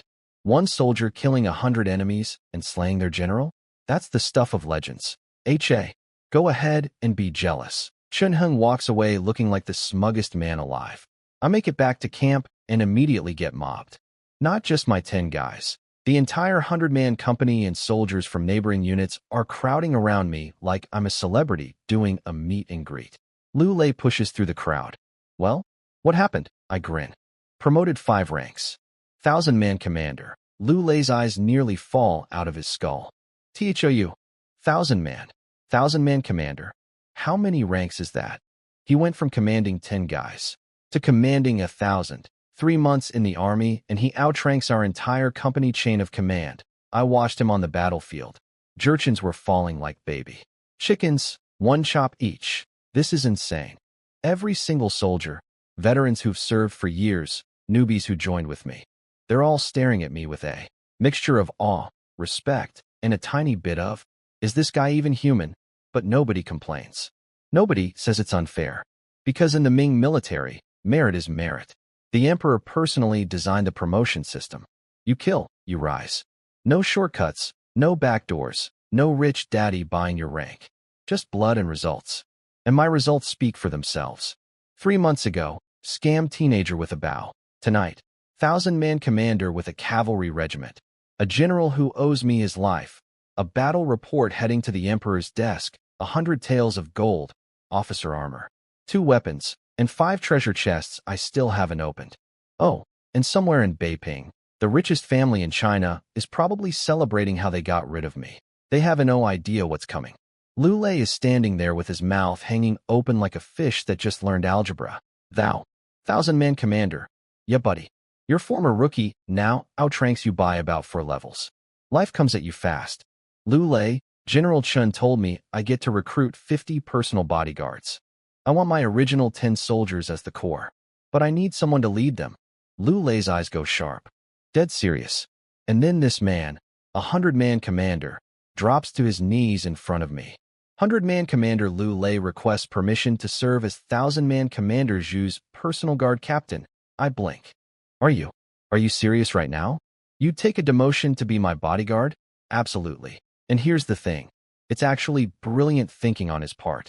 Lu Lei is a solid officer, but he's no one-man army. At his current rate, it'd take him years to climb from 100-man commander to anything higher. Maybe never. But as MY personal guard captain, his career is now strapped to a rocket. Every time I get promoted, he goes up too. And based on my trajectory, that rocket is going straight up. Welcome aboard, Lu Lei. He slams his forehead on the ground. I will serve you until death. I pull him up. First order of business. Pick the other 40 bodyguards. I trust your judgment. Yes, sir. I head to my tent while Lu Lei goes to recruit. And the second he announces the openings, it's like he threw raw meat into a shark tank. Pick me. I'll do it. Please, I want iron. I'll be the best bodyguard you've ever seen. Soldiers from every company are stampeding over, fighting for a spot. Everyone can see which direction my career is heading. Getting on my personal guard is like buying stock in a company that only goes up. Inside my tent, I set down my new gear and take a proper look. The 1,000-man commander armor is thick. This isn't the Tin King garbage they give regular soldiers. This is real protection, layered and heavy. The official saber and sword are sharp, well-forged iron. Quality stuff. 100 taels of gold goes straight into my storage space. Combined with the silver I borrowed from the bandit treasure room, I'm building a nice little fortune in my invisible pocket dimension. Now, the main event. The thing I've been waiting for all day. Treasure chests. Because I skipped 5 ranks, and each rank gives a chest. That's 5 more chests on top of the 5 I already had from milestones and kills. 10. Treasure. Chests. Open all of them. My panel explodes with notifications. Chest 1. Archery skill. Pierce willow at 100 paces, the legendary archery technique. The one that literally means, so accurate you can hit a willow leaf from 100 steps away. I extract it immediately, and the knowledge floods my brain. Suddenly I understand archery on a level I never did before. It's not just aim, it's power, vision, and instinct working together. I just went from pretty good archer to I could shoot a fly off a horse's ear at full gallop. Chest 2. Yellow grade mid-tier, treasure carved bow, a graded weapon. Not just fine steel, but an actual classified quality bow. This thing is going to hit like a cannon. Chest 3. Fine steel long saber, another upgrade to my blade collection. Sweet. Chest 4. Yellow grade low tier, wild dance saber technique, a proper combat technique for saber fighting. Not just swinging, actual martial arts with a blade. Chest 5. Yellow grade low tier, minor restoration pill, a healing pill. Like straight out of a cultivation novel. This could save my life on the battlefield. Chest 6. Yellow grade low tier, divine arrow barrage, a multi-shot archery technique. Instead of 1 arrow at a time, this lets me fire arrows in rapid succession. Combined with my new archery skill and graded bow, I'm going to be a one-man artillery battery. Chest 7. Yellow grade low tier, mountain crushing fist, a martial arts technique for barehanded fighting. Because sometimes you need to punch someone so hard their ancestors feel it. Chest 8. 500 taels of gold, just straight cash. 500 taels of gold dropping into my storage space like the universe decided to make it rain. I'm richer than most nobles at this point. Chest 9. Fine steel refinement method. Wait. This isn't a weapon. This is a manufacturing technique. A method for producing steel that's way beyond what this era can make. If I ever build my own territory, I could equip an army with weapons a century ahead of everyone else. Chest 10. Premium gunpowder refinement method. I stare at this one for a long time. Advanced gunpowder. Better than what the Ming Dynasty currently uses. We're talking about a technological leap that could change warfare. Cannons, firearms, explosives, all upgraded beyond what any nation on Earth can produce right now. The world is big, I think, grinning in the dark of my tent. And I've got time. Steel refinement. Advanced gunpowder. Cultivation techniques. Superhuman stats. Military rank. Gold. If I ever decide to leave the Ming Dynasty and carve out my own empire somewhere, I've got everything I need to build a civilization from scratch. Superior weapons, superior materials, superior firepower. Every emperor in history would kill for what's sitting in my inventory right now. But that's future plans. For now, let me extract the archery mastery and feel that sweet, sweet knowledge download. The skill hits my brain like a thunderbolt. Suddenly, everything about archery makes sense. The way your body aligns, the way your eyes track movement, the way your fingers know exactly when to release. It's not just aiming anymore. It's art. It's science. It's pure instinct crystallized into muscle memory. Strength for power. Eyes for tracking. Feeling for timing. 3 months in the army. 10 treasure chests. A cultivation method. 2 combat techniques. An archery mastery. A rapid-fire skill. A fist technique. A graded bow. Upgraded weapons. A healing pill. Industrial Revolution-level manufacturing secrets. Advanced military technology. 600 taels of gold. And stats that make me stronger than any human alive. The Shin family sent me here to die in obscurity. Instead, I'm becoming something this world has never seen before. I extract the remaining 3 combat techniques, and they are all graded. Let me explain. In this world, there's a massive difference between ungraded and graded skills. Ungraded is like a bicycle. Graded is a Ferrari. The grades go yellow, mystic, earth, heaven.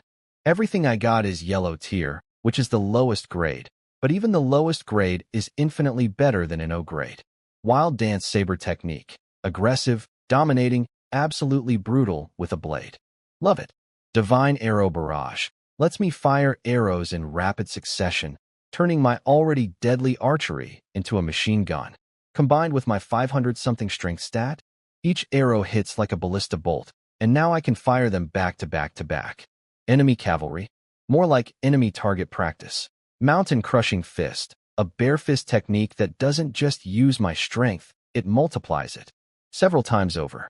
Meaning if I punch someone with nearly 600 points of raw power amplified by this technique, I don't even want to think about what happens to the other guy. Actually, yes I do. He explodes. Unlike the archery mastery that downloaded instantly, these 3 need actual practice.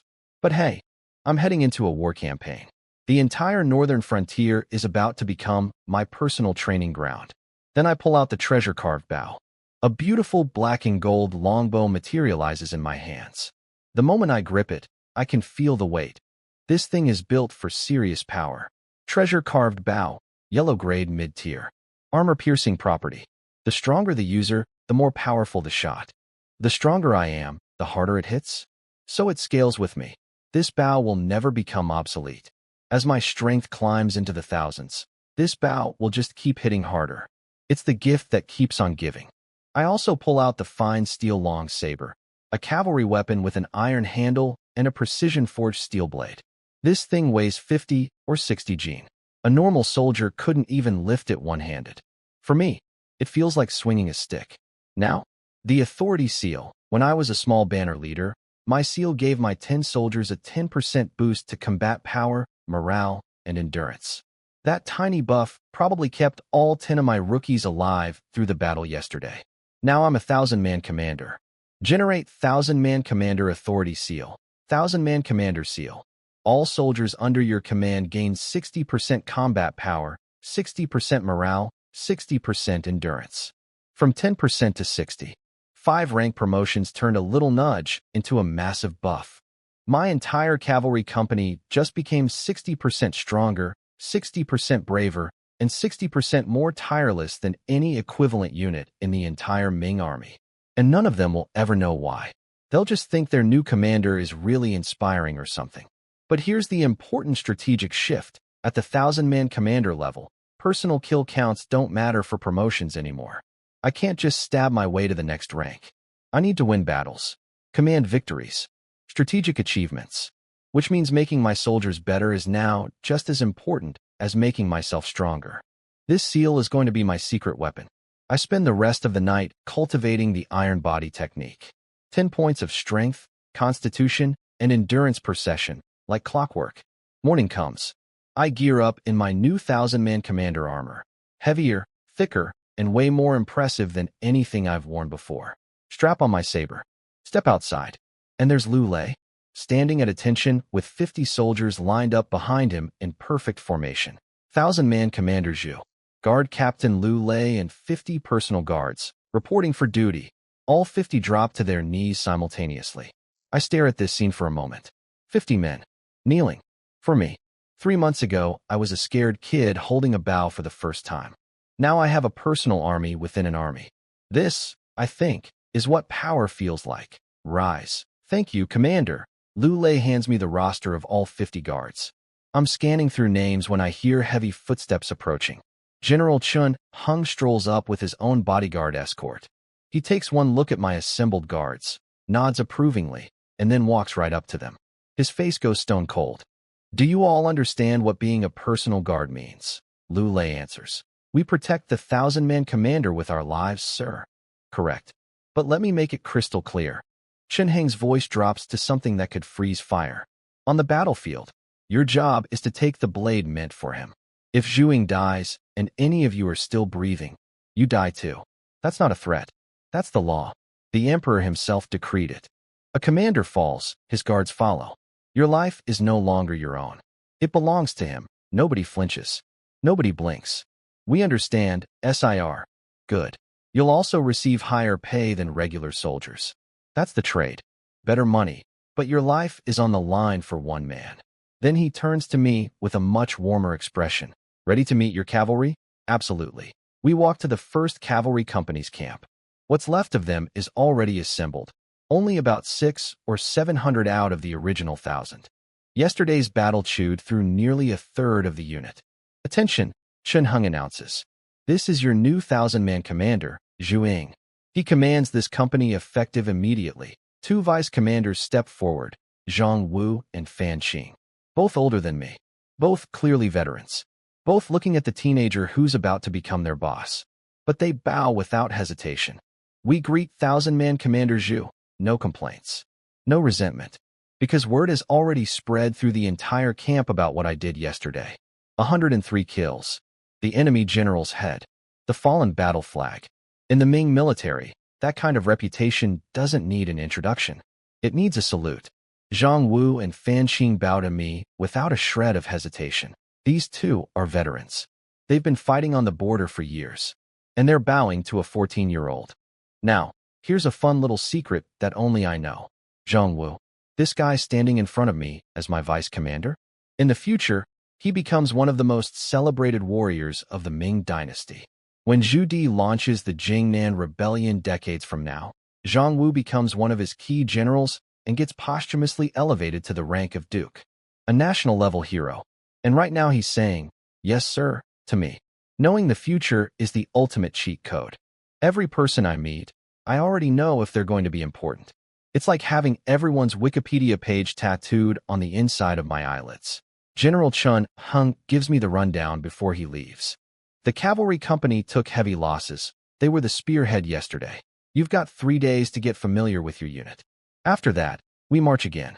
More Jurchens to kill. 3 days to learn how to command 700 cavalry soldiers when I've never commanded more than 10? Sure. No pressure. Totally fine.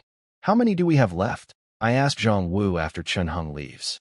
689, sir. Nearly a third of the company is gone, dead or too wounded to fight. These guys charged headfirst into the Jurchen cavalry yesterday and paid for it in blood. The number hits different when you stood on that same battlefield and saw the bodies. The men are assembled and waiting for you to address them, sir, Fan Qing says. I walk to the front of the formation. Nearly 700 battle-hardened cavalry soldiers stare back at me.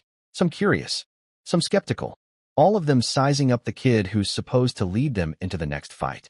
Greetings, 1,000-man commander. 700 voices hit me like a wall of sound. The sheer force of it vibrates my armor. These aren't scared recruits. These are Ming Dynasty border cavalry, the most elite soldiers in the empire. They've been fighting Mongols and Jurchens their entire careers. Time to earn their respect. Some of you know my name. Some of you don't. Doesn't matter. Starting today, I'm your brother on the battlefield. I pause. Let the silence build. I will always charge ahead of you. Not behind. Not beside. In front. That is my promise. More silence. Every eye is locked on me. A general who doesn't risk death has no right to ask his soldiers to die. I will never hide. Never retreat. Never ask you to go somewhere I won't go first. I let my voice drop to something cold and final. And if I ever run from a fight, if I ever turn coward, any man here has my permission to cut off my head. Zhang Wu and Fan Qing both visibly flinch. They did not expect that from a 14-year-old who just got promoted yesterday. But the soldiers? The soldiers erupt. We will follow 1,000-man commander Zhu to the death. To the death. 700 veterans screaming loyalty at a teenager. Not because of my age or my face or my background. Because in the Ming military, words don't matter. Actions do. And every man on this field has already heard what I did yesterday. 103 kills. The enemy general's head. The fallen flag. They don't see a kid. They see a killer. And killers get respect. Meanwhile, 1,000 miles south in the imperial capital of Nanjing, the real power players are having their morning meeting. Emperor Zhu Yuanzhang is sitting on the dragon throne looking like he could murder the concept of mercy itself. Crown Prince Zhu Biao is standing on the steps below him, radiating calm authority. The entire court of ministers is lined up on both sides of the hall. All hail the emperor. 10,000 years. 10,000 years. 10,000 times 10,000 years. Rise. The Minister of Revenue steps forward first. Your Majesty, the supply operation is proceeding as ordered. Grain and military supplies have been collected from 8 prefectures, including Shuntian and Baoding. Shipments are already heading to Daning and Beiping. Within 2 weeks, we'll have enough provisions for 200,000 soldiers for 5 months, with more on the way. Well done, Zhu Yuanzhang says. That's probably the nicest thing he said to a government official in weeks. Then the Minister of War reports in. Your Majesty, the Duke of Song and all commanding generals have departed for Daning. 200,000 soldiers are being mobilized from multiple prefectures. The entire force will be assembled within 1 month, ready to attack the northern Yuan. Zhu Yuanzhang's eyes flash with something between excitement and cold fury. We've been planning this for a long time. It's finally happening. Send my decree to General Feng Sheng. I want Naha Chu's head brought to me. Take back all of Liaodong. Yes, Your Majesty. Then the terrifying emperor turns to his son and his entire demeanor shifts to worried dad mode. Biaoer, how's Daning going? The bandit suppression campaign is serving its real purpose, drawing Northern Yuan's attention. I believe we should have results from Daning soon, and right on cue. As if the universe has a flair for dramatic timing. Urgent report.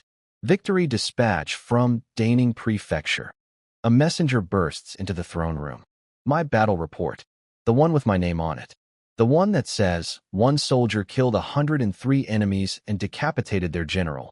That report is about to land in front of the most powerful man on earth. And I'm 1,000 miles away, standing in front of my new cavalry company, completely unaware that the Emperor of China is about to learn my name. Urgent report. Victory dispatch from Daning Prefecture. A messenger bursts into the throne room of the most powerful empire on earth, runs past hundreds of ministers, and drops to his knees. Your Majesty, victory from Daning, Zhu Yuanzhang. The man, the myth, the walking execution order, opens the bamboo scroll, reads the main battle report, and breaks into a huge grin. Ha ha ha. Buwan did well. Our forces crushed the Jurchens, 6,000 killed, 3,000 captured. Only 4,000 of ours lost. Excellent work. Every minister in the hall immediately starts kissing the imperial boots. Congratulations, Your Majesty. This victory is your blessing. The Ming dynasty shines eternal. Standard court behavior. Nothing interesting. But then, Zhu Yuanzhang notices there's a second document rolled up behind the main report. A smaller, separate battle summary. He unfolds it, reads the first line, and his eyebrows shoot up so high they nearly leave his face. Huh. The entire court goes silent. When the emperor says, huh, people stop breathing. Biao, read this. Crown Prince Zhu Biao takes the report, reads it, and his calm, composed expression actually cracks. There's a soldier this fierce. Now everyone is dying of curiosity. A military official steps forward. Your Highness, has something happened in Daning? Read it aloud, Zhu Biao says, handing the report to a court eunuch. The eunuch clears his throat and projects his voice across the entire hall. Prefect Buwan reports to His Majesty. In the battle against the Jurchen border forces, a small banner leader named Zhu Ying demonstrated extraordinary valor.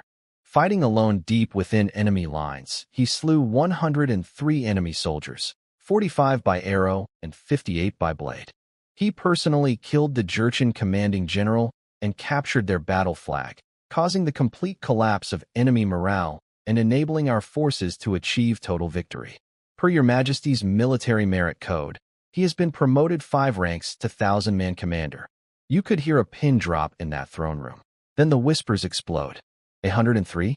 One man? Is this report even real? That's not humanly possible. The Duke of Kaiping, Chang Yechen himself, the most ferocious warrior who helped found this dynasty. His personal record was 78 kills in a single battle against Chun Yuliang. This kid beat that. You can't kill 100 chickens that fast, let alone Jurchen warriors. But military kill counts are verified by the Inspector General's office. Multiple layers of confirmation. You can't fake those numbers. Maybe the Ming dynasty really did just produce a monster. The ministers are arguing with each other, some convinced it's real, some thinking it's too insane to believe. But here's the thing about Ming military records. They're bulletproof. The Inspector General's office exists specifically to prevent merit fraud. Every kill is verified independently. Lying on a battle report is a death sentence. Nobody is stupid enough to forge numbers that go to the emperor's desk. Crown Prince Zhu Biao turns to his father. Congratulations, father. A warrior of this caliber appearing in our military is a blessing for the entire dynasty. He should be cultivated carefully. Zhu Yuanzhang is smiling, but his eyes have gone somewhere far away. He's remembering something. Decades ago, the war against Chun Yuliang, the battle that decided who would rule southern China. His sworn brother, Chang Yechen, the man they called the god of war, standing before him, grinning like a maniac. Boss, just sit tight. Watch me personally butcher every one of Chun Yuliang's boys. But after I win, you're giving me his warhorse. Don't let Suda snag it first. Then Chang Yechen charged into battle and killed 78 men in a single day. Even cut down Chun Yuliang's son with one swing. And afterward, Zhu Yuanzhang grabbed Chang Yechen's hand, raised it in front of the entire army, and shouted, "See this? This is my brother. This is the god of war of our army." That memory flashes through the old emperor's mind. His best friend, his most ferocious general, dead for years now. And today, some kid in Daning broke his record. Father, Zhu Biao's voice pulls him back. Zhu Yuanzhang blinks, then laughs. You're right, son. A warrior like this is a blessing for our Ming dynasty. What was his name again? The emperor who memorizes the faces of officials he's about to execute forgot my name because he was too busy being shocked by the kill count. He scrambles for the report. Father, his name is Zhu Ying. Zhu Ying, something flickers across the emperor's face. A tiny tremor, like a distant bell ringing in his memory. Zhu, the same surname. But it passes quickly. Send my decree. Buwan's promotion was correct. In My Empire, merit is always rewarded. Have the Ministry of War circulate Zhu Ying's battle results to every unit in the entire military. Let every soldier in the Ming army know what one man achieved. Let it inspire them. Yes, Your Majesty. And one more thing. Daning's border army just poked the hornet's nest. The Northern Yuan and the Jurchens are going to come back hard. Tell Buwan to hold the line. Whatever comes at him, hold. Our real main force is on the way. The Daning army is the bait. The 200,000 soldiers marching north? That's the real dish. The emperor's smile turns cold and predatory. Naha Chu thinks Daning is our main army. Let him. By the time he realizes the truth, our real force will already be at his throat. And 1,000 miles north, completely unaware that the Emperor of China just said my name out loud in front of the entire imperial court, completely unaware that my battle report is about to be circulated to every single military unit in the empire, completely unaware that Zhu Yuanzhang's heart skipped a beat when he heard the surname, Zhu. I'm sitting by a campfire, eating flatbread, trying to figure out when I can sneak away to open my treasure chests. My name is now in the emperor's head. The crown prince wants to cultivate me. Every soldier in the Ming dynasty is about to hear what I did. And I'm over here wondering if the next batch of treasure chests will finally give me something better than yellow grade. Priorities. Now, I wasn't in the imperial palace when this happened, obviously. But word travels in the Ming dynasty, especially when it involves the emperor crying in a sealed palace. Servants talk, guards talk, and eventually, the stories reach the army. So here's what I pieced together later. After the morning court session where my battle report made every minister in Nanjing choke on their own spit, Emperor Zhu Yuanzhang didn't go back to his office. He went to Cunning Palace, the one place in the entire Forbidden City that's off limits. Sealed. Guarded. Nobody enters except him and Crown Prince Zhu Biao. Because inside that palace are 3 memorial tablets. The first one doesn't say Empress Ma, or Her Imperial Majesty, or any royal title. It just says, Wife, Ma Xiaoying, because this tablet wasn't set up by Emperor Zhu Yuanzhang. It was set up by Zhu Chongba, the peasant boy, the orphan monk, the man who existed before the crown. In this room, he's not an emperor. He's just a husband who lost his wife. The second tablet, daughter-in-law, Chang Waner, that's Zhu Biao's first wife, the daughter of the legendary General Chang Yechen. The third, eldest grandson, Zhu Xiangying, the crown prince's firstborn son, dead at 8 years old. The incense in front of those tablets has never gone out. Not once. For years. Zhu Yuanzhang is standing there, staring at his wife's name, looking every bit his age. Zhu Biao walks in. Dad, light some incense for your mother, Zhu Biao does.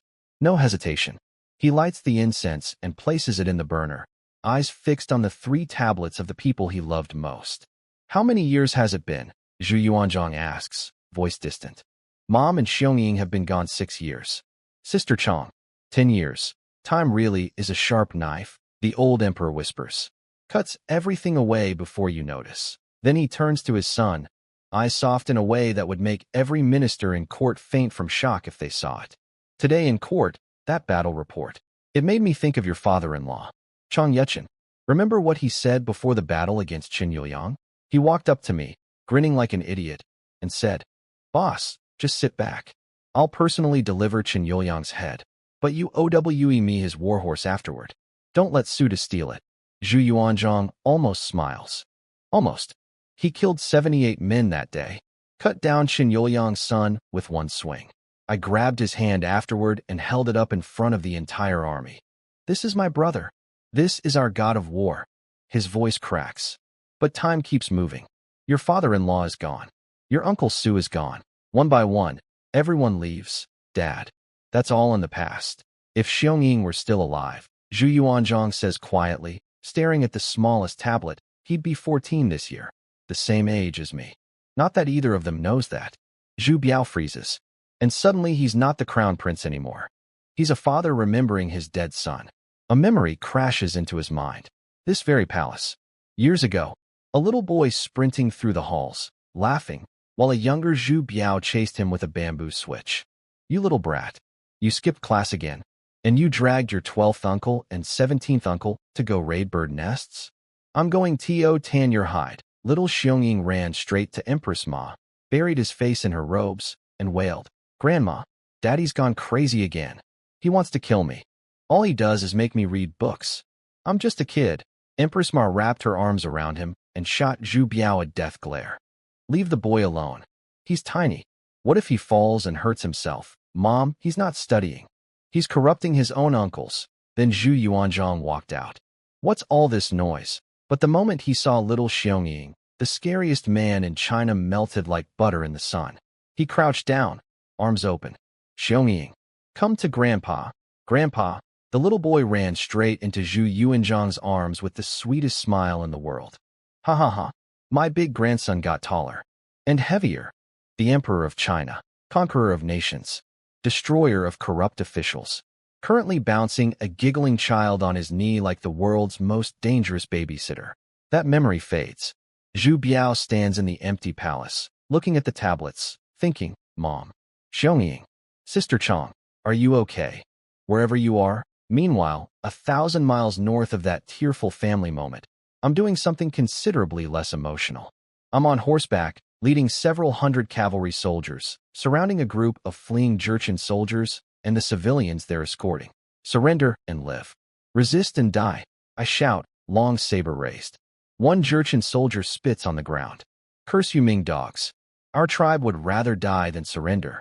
Warriors, fight. He charges straight at my cavalry line, screaming, blade raised. I look at this man running at several hundred mounted soldiers with nothing but a sword and pure stubbornness, and I think, respect the courage. But you're still dying. Kill. I kick my horse forward. The cavalry surges behind me. The emperor is crying over his dead grandson in a sealed palace. And I'm out here adding to my kill count like it's a part-time job. The Ming dynasty is a place of contrasts. One swing. That's all it takes. The Jurchen soldier who charged at me is now in 2 pieces. Well, 1 piece and 1 head. Killed Jurchen infantry. Picked up 20 endurance. But I don't stop. My horse is moving. My blade is swinging. And Jurchen soldiers are dropping like they're allergic to steel. Picked up 20 strength.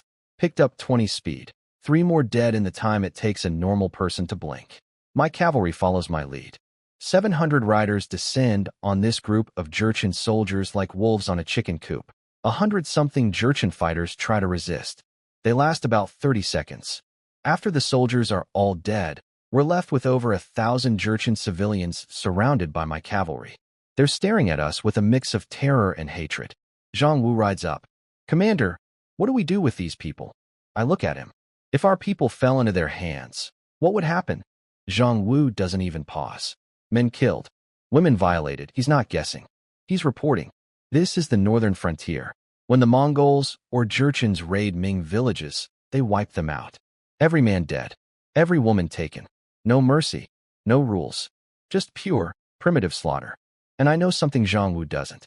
I know what these Jurchen descendants do to China centuries from now. The Yangzhou massacre. 10 days of butchering civilians. The Jiating 3 slaughters. Keep your hair, lose your head. Keep your head, lose your hair. Millions of Han Chinese murdered. The entire nation dragged into slavery. I can see that future. And I refuse to let it happen. Anyone taller than a wagon wheel. Kill them cold? Yes. War? Also yes. We can't feed them. Our own supplies are limited. We can't guard them. We need every soldier for combat. And releasing healthy fighting-age men who'll just pick up weapons again next week? That's called stupidity. Yes, Commander. Zhang Wu and Fan Qing relay the order. The cavalry dismounts. What happens next is not pleasant to listen to. I watch without flinching. Not because I enjoy it. Because I understand what war is. If the situation were reversed, these people wouldn't leave a single Ming civilian breathing. Not one. War, I think, staring at the aftermath. This is what it really looks like. But then my thoughts go somewhere bigger. This era belongs to the Ming dynasty. But in the future, these Jurchens conquer China and enslave the Han people for centuries. The traitors who helped them, the generals who surrendered, the collaborators who betrayed their own blood. I'm here now. And I'm going to live a very long time, thanks to my lifespan stat. Long enough to build an army. Long enough to build a nation. Long enough to make sure that future never happens. If I have to personally exterminate every threat to the Han people for the next 500 years, then that's what I'll do. I didn't ask to be reborn here. But since I am here, I might as well change everything. Heavy thoughts for a 14-year-old on a horse. But I've got the stats of a demigod and the knowledge of someone born 6 centuries later. If anyone can rewrite history, it's me. Zhang Wu rides back. Commander, all targets dealt with. Orders, take all their food supplies. Then we ride north to rejoin the main army. And from now on, every Jurchen group we encounter gets the same treatment. Kill the fighters. Take their food. Let the rest try to make it back to their tribe on foot. If they survive the walk, they'll just drain their own tribe's resources. Yes, Commander. Efficient. Brutal. Strategic. Every mouth they have to feed back home is one less sword pointed at us. We ride north. The Jurchen border settlements have completely collapsed. Everyone's fleeing deeper into their territory, running toward the main tribal stronghold. The Ming army is chasing them like a hunting pack, picking off stragglers and scattered units. The border tribes are finished, I think. But this is just the appetizer. The real Jurchen army is gathering, and they've definitely sent a message to the northern Yuan begging for help, which means Nahachu is about to get involved, which means the real war is coming, which means the real stat. Farming hasn't even started yet. Deep in Jurchen territory, at the main tribal capital, their chief Ahachu is sitting on his throne looking way too relaxed for a man whose border forces just got annihilated. One of his generals rushes in. Chief, the Ming army is slaughtering our people. They've already killed over 10,000 warriors and are approaching the Blue Banner settlement. We need reinforcements now. Ahachu waves his hand dismissively. Relax. The Ming won't last. But Chief, I've already contacted the Great Yuan. General Nahachu is sending reinforcements. The Mongol army is on its way. So that's why he's calm. He's betting everything on the northern Yuan riding to the rescue. Classic vassal move. Pick a fight you can't win, then call daddy for backup. But there's more. One of his smarter generals speaks up. Chief, the Han Chinese are not who they were under Mongol rule anymore. They've killed 10,000 of our warriors, taken thousands of horses, slaughtered tens of thousands of our civilians. If we keep this up, we might not survive. Ahachu's eyes go hot with greed. If it were just our tribe against the Ming, we'd lose. But the Great Yuan still has 1 million soldiers. They will retake China. And when they do, Nahachu promised us something. Fertile land in Liaodong. A chance to move south. Only the Yuan Emperor's most loyal vassals get that kind of reward, so that's his game. He's not fighting for survival. He's fighting for real estate. Nahachu dangled a piece of prime Liaodong territory in front of him, and this guy sold his entire tribe's safety for a land deal. Merchants trade goods for profit. Chiefs trade lives for land. Same greed, different currency. Well, Chief Ahachu, I've got some bad news.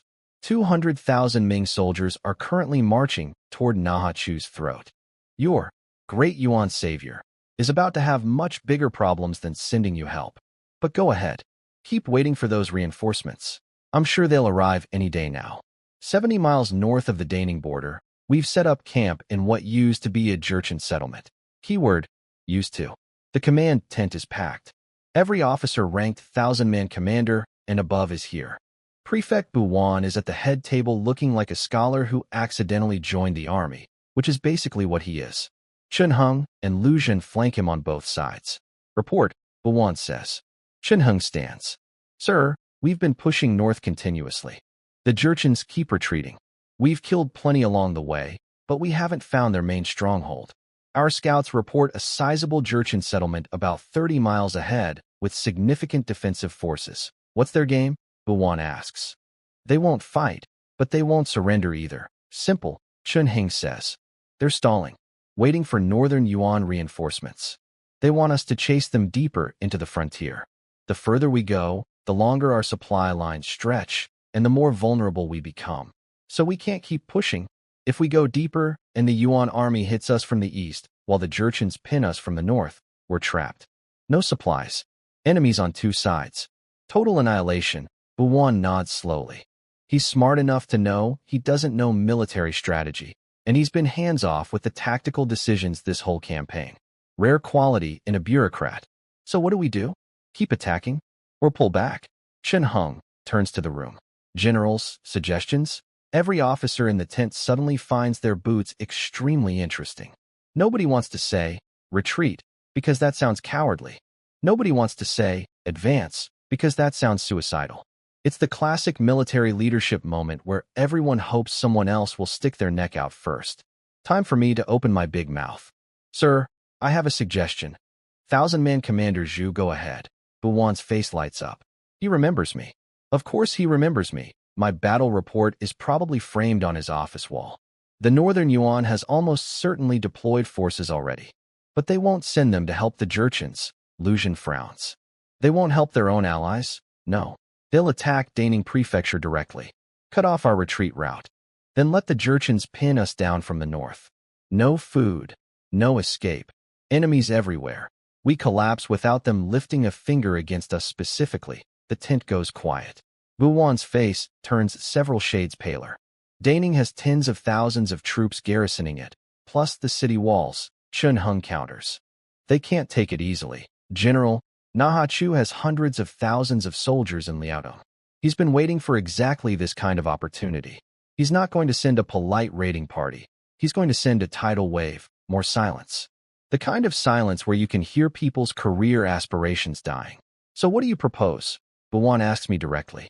Here's where I drop the bomb. Stop chasing the Jurchens. Leave a small cavalry force to keep them pinned and distracted. Take the main army east and attack Nahachu's Liaodong territory. Every officer in the tent stares at me like I just suggested we invade the moon. Are you insane? You just said Nahachu has hundreds of thousands of troops, and you want us to attack him. We have less than 20,000 men. That's suicide. I say we retreat to Daning and defend the walls. I agree. Falling back is the safe play. Retreat and hold. Retreat and hold. Half the tent is screaming at me like I've lost my mind. But I'm watching Chun Heng's face, and I can see the gears turning behind his eyes. He gets it. I think 1,000-man Commander Zhu's plan has merit, Chun Heng says calmly, and the room goes silent again. If we retreat to Daning, we're playing defense. We sit behind walls while Nahachu chooses when and where to attack. But if we strike east into Liaodong instead, we force Nahachu to react to us. He'll have to pull forces back to deal with our attack, which takes pressure off Daning. We buy time for the Emperor's main army to arrive. And, most importantly, we don't ruin the grand strategy. Zhu Ying nods. I agree. Retreating to Daning looks safe, but it hands all initiative to the enemy. Attacking east is crazy, but it's the kind of crazy that actually works. Buwan looks at his two top generals, both agreeing with the teenager who just proposed the most reckless plan in the room, and decides. Then we do it. Now. Who volunteers to stay behind with the cavalry force? Your job is to keep the Jurchens occupied. Fight when you can, retreat when you must. Just make sure they don't march south to reinforce anyone. He scans the room. Nobody volunteers. And I understand why. A few thousand cavalry against a tribe of over 1 million people? If the Jurchens send their full army, that tiny force gets swallowed whole. It's the most dangerous job on the table by a factor of 10. No one, Buwan asks again. This is a major merit opportunity. Whoever pulls this off will be recognized personally. Still nothing. Merit doesn't matter much when you're dead. I step forward. I'll do it. Give me the cavalry. I'll keep the Jurchens busy. Every officer in the tent turns to look at me. Some impressed. Most thinking I'm a reckless idiot with a death wish. Kids got no fear, someone whispers. Kids got no brains, someone else mutters. Yeah. Keep talking. You're looking at a guy with stats in the 500s. A graded bow that pierces armor, a cultivation technique that makes him stronger every night, and the ability to pick up power from every single corpse on the battlefield. You want to know why I volunteered? Because a small independent cavalry force, operating freely in enemy territory, with no one watching over my shoulder? That's not a death sentence. That's an unlimited stat farming operation with zero supervision. General Chun Heng locks eyes with me. Zhu Ying. Are you sure about this? His voice says, I'm asking as your superior officer. His eyes say, please don't be an idiot. Absolutely sure, sir. Prefect Buwan leans forward. How many soldiers do you need? This mission isn't about numbers. It's about quality. Fast horses, tough riders. Give me 4,000 cavalry on top of my 700, enough dried rations, and I'll keep every Jurchen in the north too busy to look south. 4,000 cavalry plus my guys. With my stats, my authority seal giving everyone a 60% combat buff, and the fact that I literally get stronger with every kill, that's not a suicide squad. That's a self-improving war machine. Buwan turns to Chun Heng. How many cavalry do we have? Close to 10,000, sir. Buwan picks up his brush. And then he does something that makes every jaw in the tent hit the floor. Zhu Ying, for your willingness to accept this mission, I am temporarily promoting you to Deputy Garrison Commander. You will command 5,000 cavalry, 1,000 more than you asked for. For additional 1,000-man commanders will be assigned under you. You have absolute authority over these 5,000 men. Any officer who disobeys your orders will be executed under military law. He writes the commission, stamps it with the big seal, and hands it over. Deputy Garrison Commander. That's one rank above 1,000-man commander. I'm now commanding 5,000 soldiers. I went from small banner leader to deputy garrison commander in roughly a week. The Shin family sent me to die as a nobody. I'm climbing the military ladder so fast, I'm getting altitude sickness. Every officer who refused this mission 5 minutes ago is now wearing the expression of a man who just watched someone else pick up a winning lottery ticket. I should have volunteered. Why didn't I raise my hand? That kid is going to come back as a general. Yeah, regret tastes bitter, doesn't it, gentlemen? I won't let you down, sir. I bow, officially accepting the commission. And then, because the universe has incredible comedic timing, urgent report. Emergency dispatch from Daning's reserve garrison. Northern Yuan forces in Liaodong are mobilizing. Nahachu appears to be preparing an assault on Daning Prefecture. Requesting orders. The tent goes dead silent. Every single officer slowly turns to look at me. Because literally 5 minutes ago, I stood right here and said, the Northern Yuan won't reinforce the Jurchens. They'll attack Daning directly. And now a messenger just ran in confirming exactly that. The officers who called my plan insane are currently reevaluating their entire lives. Buwan is staring at me with new eyes. I can practically hear his thoughts. This kid isn't just a fighter. He's a strategist. I need to invest in this one hard. General Lu Jin speaks up. Sir, with the Yuan threatening Daning, you should return to the city personally. The garrison needs leadership. Chen Heng nods.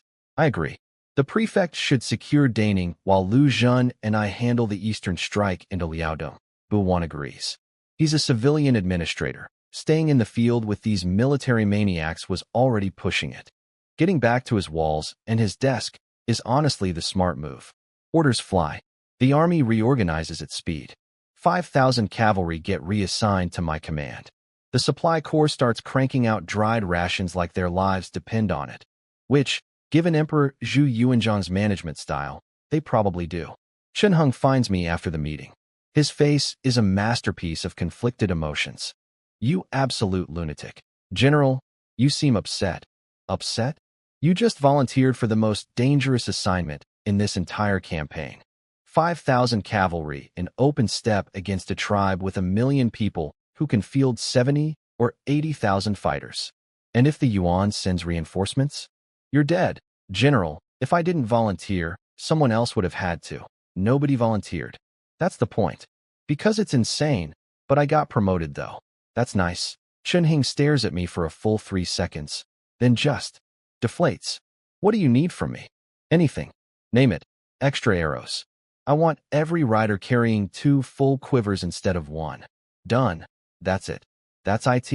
You're taking 5,000 men into enemy territory against potentially tens of thousands, and all you want is extra arrows. The supply corps is already handling food and water. Arrows are the only thing I'm short on. Chen Heng searches my face for any sign of fear. He doesn't find any. Anything else? Messages to send home? Family to notify? He pauses. In case. General, are you asking me to write my will?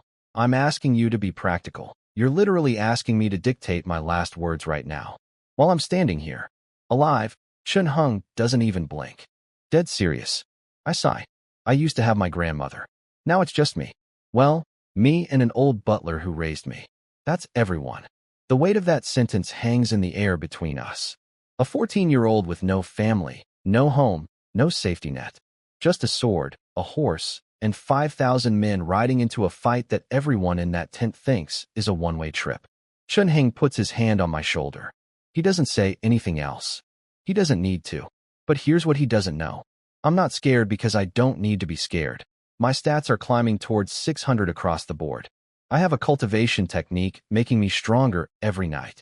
I have a graded bow that pierces armor.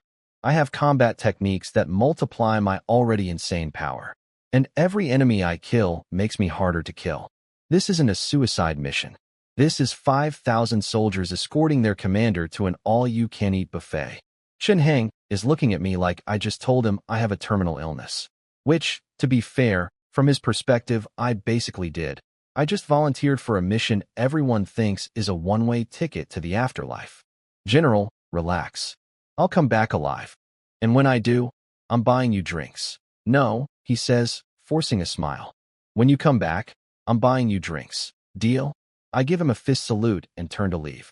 I can feel his eyes on my back the whole way. I know what he's thinking. This kid is 14. Fine. His papers say 16. He's already a 1,000-man commander.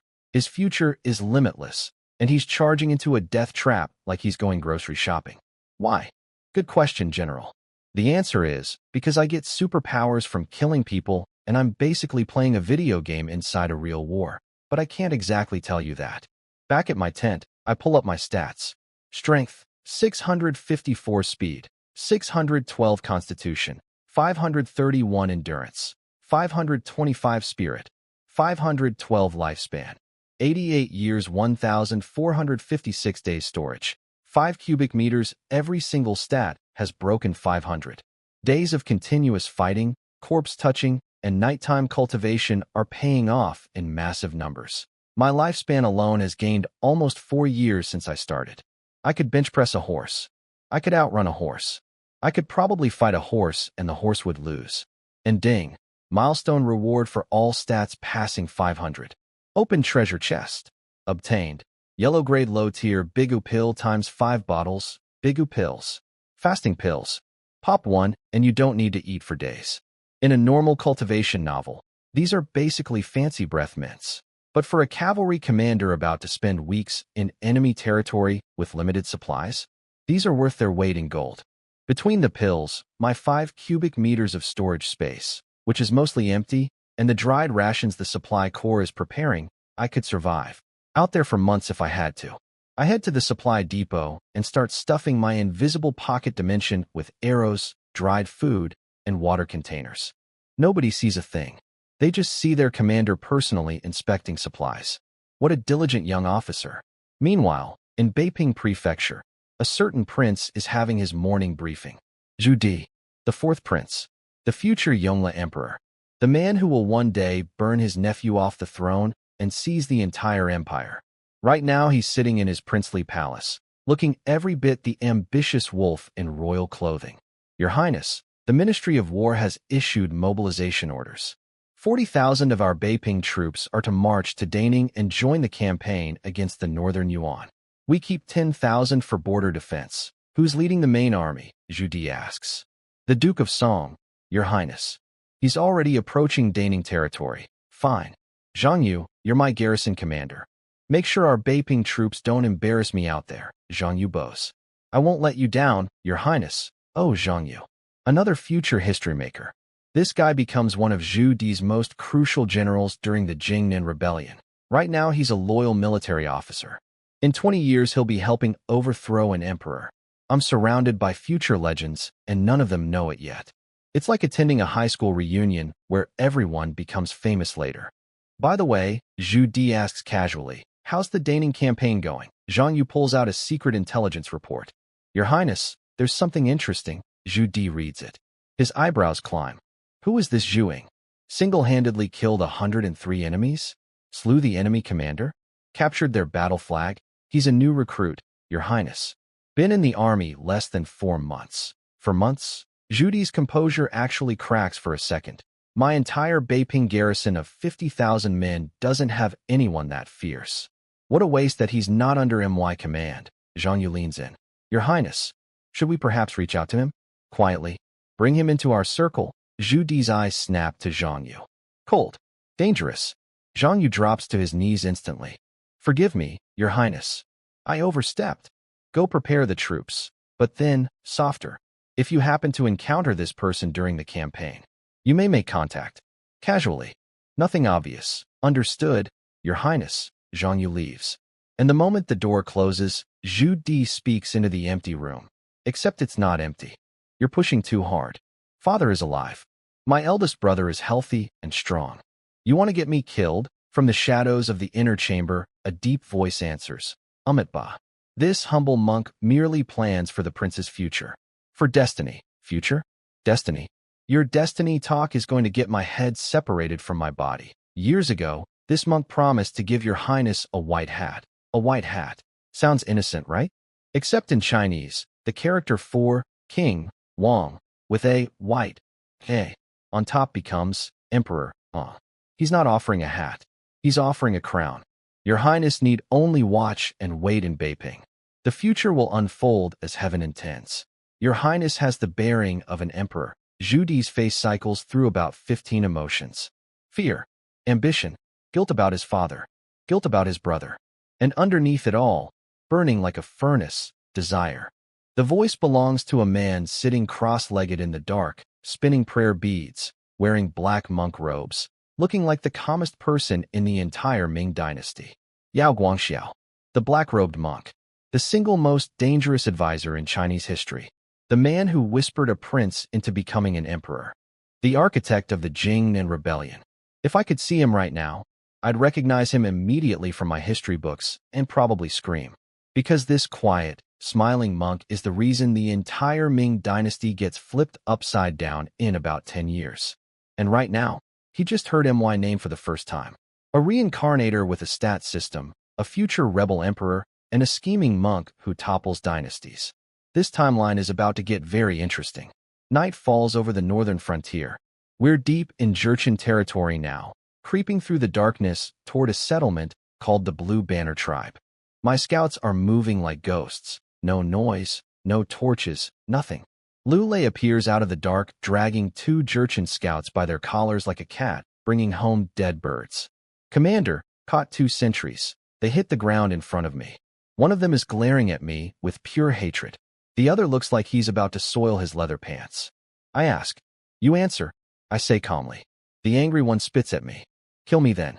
You Ming dogs. One day our tribe and the great Yuan will crush your pathetic empire. I don't argue.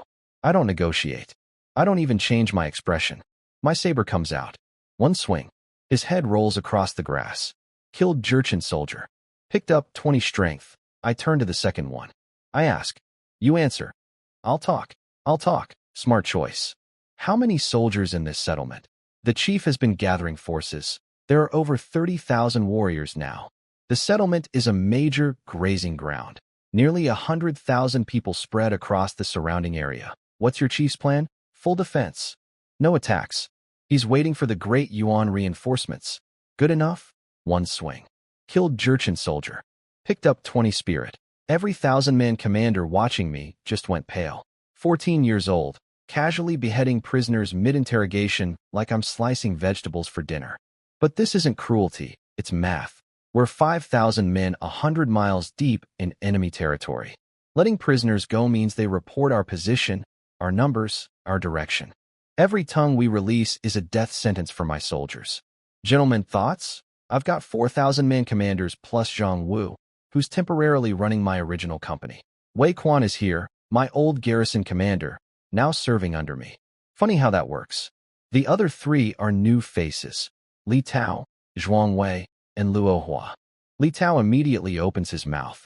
Commander, I think we should just patrol around the edges of their territory. Make some noise. Stall for time. Then go home. Zhang Wu gives him a look that could curdle milk. That's your plan? Wander around and hope for the best. We're 100 miles inside enemy territory. You think they're just going to let us stroll around? The Jurchens have 30,000 soldiers. The northern Yuan is sending reinforcements. If we sit still, we get surrounded and annihilated. Then what do you suggest? Li Tao snaps. We only have 5,000 men. We can't exactly attack a settlement with 30,000 defenders. Actually, I say, and everyone turns to look at me. That's exactly what we're going to do. Li Tao stares at me like I just grew a second head. Commander, you heard the prisoner. 30,000. We have 5. Attacking is suicide. I don't respond to him.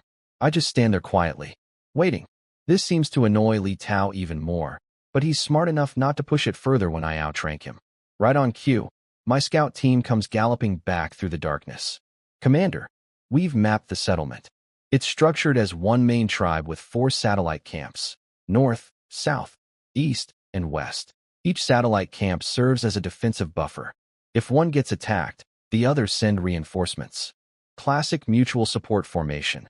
These barbarians actually learned some strategy, I mutter, genuinely impressed. For buffer camps protecting a central stronghold? That's not primitive. That's textbook defensive positioning. Commander, what's the plan? Zhang Wu asks. I turn to Li Tao. He tenses. What? You want to leave? Fine. I'll grant your wish. His eyes narrow. What do you mean? 1 hour from now, you take your 1,000 cavalry and hit the southern satellite camp. I don't need you to conquer it. I don't need you to hold it. Just cause chaos. Make noise. Set fires. Draw their attention south. Make them chase you. After that, if you want to stay and fight with us, the merit is yours.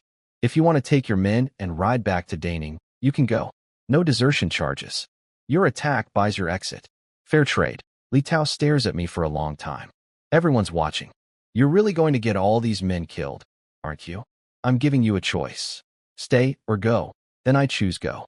I won't throw my brothers' lives away on a suicide mission. I expected that. Some men see danger and charge forward. Others see danger and calculate the exit. Li Tao is a calculator. Not a coward exactly, but not the kind of officer I need for what's coming next. I turn to the others. Same offer goes for all of you.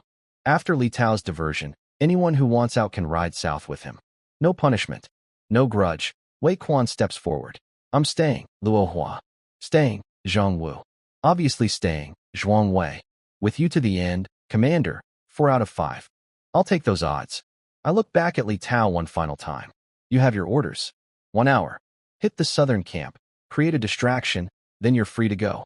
But if you half-ass this attack or miss your window, I will hold you accountable under military law. We clear, he swallows hard and nods. Good. Because while Li Tao is banging on the front door, I'm going to take 4,000 cavalry around to the back. These Jurchens think their 4-camp defense is clever. They haven't met someone who can see through it like glass. After giving Li Tao his orders, I take 4,000 cavalry and melt into the darkness, circling north around the entire Jurchen settlement. The plan is simple. Li Tao bangs on the front door. I kick in the back door.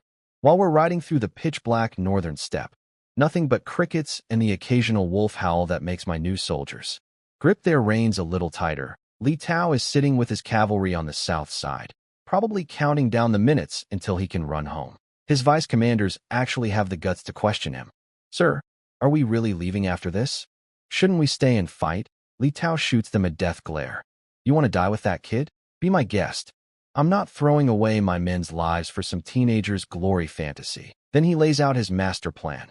Ride close, shoot some arrows. The second the Jurchens react, turn around and gallop back to Daning like the wind is on fire. Bold strategy, Li Tao. Truly inspiring leadership. I'm sure they'll write songs about you. Meanwhile, on the north side, my scouts confirm we're approaching the northern satellite camp. I can see the faint glow of campfires through the darkness. It's almost time. I turn to face my soldiers. For 1,000 cavalry, barely visible in the moonlight, every single one of them staring at me. Brothers, we're standing in enemy territory. The Yuan Empire wants to crush us. These Jurchens want to join them and slaughter our families. They want to do what the Mongols did, treat our people like insects under their boots. Every soldier is perfectly still, listening. If we don't pin these Jurchens down here, they'll march south and link up with the Yuan. When that happens, it's our villages that burn, our families that die, our people who suffer. This fight isn't for glory. It's for home. Will you follow me? To the death, Commander. For 1,000 voices, suppressed to a fierce whisper, louder than any scream. When I was a 1,000-man commander, I made a promise. I will always charge first. If I retreat, any of you can take my head. That promise stands tonight. My bodyguards will carry torches. Follow the flames. That's where I'll be, at the front. If we break through this camp, we shatter the Jurchen's northern defense, and they'll be too busy chasing US to help the northern Yuan. If we fail, I die with you. No exceptions. Ready? Ready. Check your bows. Prepare to attack. Wei Quan frowns. Commander, aren't we supposed to wait for Li Tao's diversion first? Let him draw their attention south before we hit the north. The other commanders look confused too. I smile. Think about it. If you were the Jurchens, and you knew the Ming army was to your south, would you send troops out to chase a small raiding party? Or would you hunker down behind your walls? The realization hits them all at the same time. They wouldn't chase Li Tao. They'd just defend. Exactly. Li Tao attacks first. The Jurchens tighten their southern defense. Nothing changes. But if we attack the north first, the Jurchens think it's just harassment. Annoying, but manageable. Then, when Li Tao hits the south, that's when they panic. They'll think the main Ming army is attacking from the south. They'll pull everything to defend that direction. And that leaves the north wide open for us to punch straight through. Every commander's eyes light up. Now they get it. Pass the word down. This is a full cavalry charge. No stopping. No turning back. Once we're inside, set everything on fire. Kill everything that moves. We ride through this camp and out the other side. Yes, Commander. Orders cascade down the chain, from commanders to vice commanders to 100-man officers, all the way down to every individual rider. Silent, efficient, professional. I stare at the Jurchen camp ahead. Compared to the heavily guarded southern camp with its night patrols and alert sentries, this northern settlement is practically asleep. A few watchtowers with board guards. A wooden fence. Campfires burning low. They put all their soldiers on the south side because that's where they expect the Ming army to come from. Nobody expects an attack from the north. Why would they? The north is deeper into their own territory. What kind of insane person would circle around behind them? This kind of insane person. I urge my horse forward, slow and quiet. Lule and 50 bodyguards fall in behind me. 4,000 cavalry spread into attack formation, ghosts in the moonlight. Up on the watchtowers, 2 Jurchen sentries are chatting. Hey, you awake? How can I sleep? The Ming army is right there. Relax. If they attack, they'll hit the south camp. General Agunu moved all the heavy forces down there. We're perfectly safe up here, but what if they go around? Go around? Through our own territory? You're seeing ghosts. They both laugh. And that's when I rise in my stirrups, knock an arrow on my treasure-carved bow, and whisper, kill.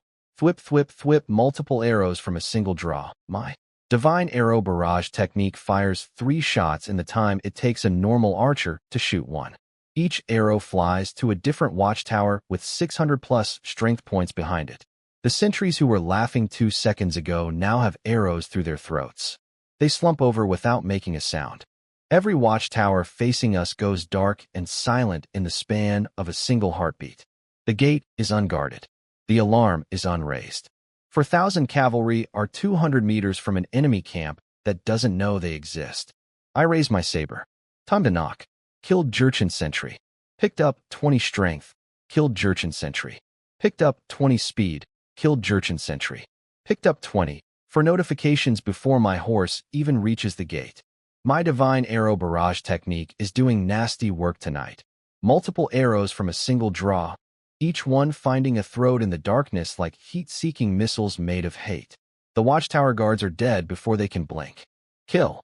Slaughter the Jurchens. Charge. 4,000 voices erupt behind me as my cavalry opens fire. Arrows arc into the night sky like a swarm of angry stars and rain down into the camp. Jurchens who were peacefully sleeping in their tents 3 seconds ago are now getting perforated through their blankets. The sentries who are still alive start slamming alarm bells and screaming. Enemy attack. The Ming are here. Someone tell the general. They didn't come from the south. They came from the north. How? Nobody comes from the north. Well, surprise. Their defenders scramble together in front of the main gate, shooting arrows blindly into the dark because they can't even see us. Their defense is an absolute joke. I'm at the front of the charge. Obviously, because I promised. Follow me. Kill everything. Arrows come flying at me from behind the gate. My fine steel long saber blurs through the air, swatting them aside like mosquitoes. 600 points of strength means I can literally deflect arrows with my blade. The front gate is barricaded. Heavy wooden doors, reinforced, with barricades piled up in front. A few dozen Jurchen soldiers are bracing against it from the inside. Cute. I activate the wild dance saber technique. One swing, but the blade moves so fast it becomes 15 slashes compressed into a single heartbeat. The entire gate explodes into splinters. Just gone. Reduced to sawdust. The soldiers behind it get blasted off their feet by the shockwave alone. I ride through the wreckage without slowing down. Kill. My saber falls. Heads fly. Body split. Every swing carries over 600 G of force. That's like being hit by a horse going full speed, except the horse is made of steel and has a sharp edge. Killed Jurchen infantry. Picked up 20 endurance. Killed Jurchen infantry. Picked up 20 strength. The Jurchens in front of me aren't soldiers anymore. They're obstacles. And my saber doesn't know the difference between a wooden door and a human body. Everything gets cut the same way, instantly and completely. Even the ones I don't hit directly are dying. The air pressure from my swings is so violent that soldiers standing next to my target get their organs ruptured from the shockwave. They're coughing blood and falling over without me touching them. I am no longer a human being fighting other human beings. I am a natural disaster with a ponytail. Ming soldiers, follow me. I raise my blood-soaked saber and roar. Behind me, 50 bodyguards light their torches, blazing beacons in the night that 4,000 cavalry can follow like moths to a very violent flame. Follow the commander. Kill. Wei Quan, Zhuang Wei, Zhang Wu. Every commander screams the order. 4,000 riders funnel through the gap I tore in the gate, forming a single devastating column of death, and pour into the Jurchen camp like water through a broken dam. Kill the Jurchens. Burn everything. The night fills with fire, screaming, and the thundering of hooves. My soldiers are cutting down everything that moves. Tents get trampled. Fire spread. The entire northern settlement is turning into an inferno. And none of my soldiers realize why they feel so strong tonight. Why their arms don't tire. Why their courage never wavers. Why they feel like they could fight for hours without stopping. It's my authority seal. 60% boost to combat power. 60% boost to morale. 60% boost to endurance. Every single rider in this charge is fighting at nearly double their normal capacity, and they think it's just adrenaline. Nope. It's your commander's invisible cheat code, aura. You're welcome. I keep swinging. Every kill pumps more stats into my body. I'm getting stronger in real time while cutting through their camp. The soldiers at the beginning of this charge could maybe block one of my swings. The soldiers at the end of this charge? They couldn't block me if they tried with a wall. Meanwhile, at the main Blue Banner settlement, General Leganu is having a very bad night. He was, shall we say, riding his horse inside his private tent, and not the kind of horse with 4 legs, when a messenger comes screaming outside. General, emergency. The Ming are attacking the northern camp. Agunu has to stop. Horseback riding. Get dressed and stumble outside with a face like a man who just got the world's worst interruption. How did they get to the north? That's our heartland. Are they insane? He can't figure out my strategy. He positioned his heavy forces at the south camp. Reinforcements east and west. Classic defensive formation. Any rational attacker would hit the south first. But I'm not rational. I'm a transmigrator with a stat panel who gets stronger from killing people. Rationality left the building a long time ago. Agunu starts to wonder if this is a feint. A distraction. Maybe the real attack is coming from the south? Send 5,000 soldiers to reinforce the northern camp, he orders. And right as those words leave his mouth, General, urgent. The Ming are attacking the southern camp too, Li Tao. Right on schedule. That beautiful, cowardly, reliable man just launched his diversionary attack on the south side. Now Agunu's brain is melting. North and south at the same time. Where's the main attack? Where does he send his troops? North? South? Split them? Keep them together? Exactly the confusion I wanted. While he's standing there trying to figure out which direction to panic in, I'm 3 miles away, riding through his burning northern settlement, stacking kills like poker chips, getting stronger with every swing of my blade. This is going perfectly. Back at the main Jurchen camp, General Agunu is having what I can only describe as the worst strategic decision of his career. See, when he heard Ming army attacking the north, followed almost immediately by Ming army attacking the south, his big brain kicked in. I see through their trick. The northern attack is a decoy. The real attack is coming from the south. They want me to send reinforcements north, so the south is undefended. Classic misdirection. He cancels the northern reinforcements and sends extra troops to the south instead. Standing there all smug, stroking his chin like a genius. These Ming fools think they can outsmart me? I am the chief's most trusted warrior. I can read their strategy like an open book. Plot twist, Agunu. The book is upside down and you're reading it backwards. The real attack at the south? That's Li Tao, who shot approximately 12 arrows. Went, okay, that's enough, turned his horse around, and galloped toward Daning at maximum cowardly speed. Classically Tao. The decoy at the north? That's me. With 4,000 screaming cavalry pouring through a shattered gate into a settlement of 30,000 people like a river of steel and fire. Thank you for sending your troops the wrong direction, Agunu. Very helpful. Would recommend your military consulting services to all my enemies. Meanwhile, I'm inside the northern camp doing what I do best, turning Jurchens into stat points at an industrial scale. My saber hasn't stopped moving since I entered this settlement. Swing. Kill. Swing. Kill. Swing. Kill. It's not even combat anymore. It's harvesting. Killed Jurchen infantry. Picked up 20 strength. Killed Jurchen infantry. Picked up 40 days lifespan. All stats exceed 600. Reward. 1 normal treasure chest. 600 across the board. In less than 15 minutes of fighting. The stat milestone hits me like an energy drink mixed with lightning. All fatigue disappears. Every muscle resets to maximum. It's like hitting the refresh button on my entire body. And I don't. Slow. Down. Brothers. Burn this place to the ground. Kill everything. Charge. My bodyguards pull out reserve torches and start hurling fire at every tent, every structure, every piece of fabric they can find. The whole settlement erupts into a sea of flame. The night sky turns orange. You could probably see this fire from 50 miles away. Inside the camp, it's pure chaos. Jurchen civilians are screaming, running in every direction. Their soldiers are stumbling out of burning tents half-dressed, grabbing weapons, trying to form defensive lines. But we're already inside. There's no line to form. There's no wall to hide behind. It's just 4,000 Ming cavalry rampaging through their home like a tornado made of swords. I'm the tip of the spear, the dragon's head. Every Jurchen I see gets one swing. That's all it takes.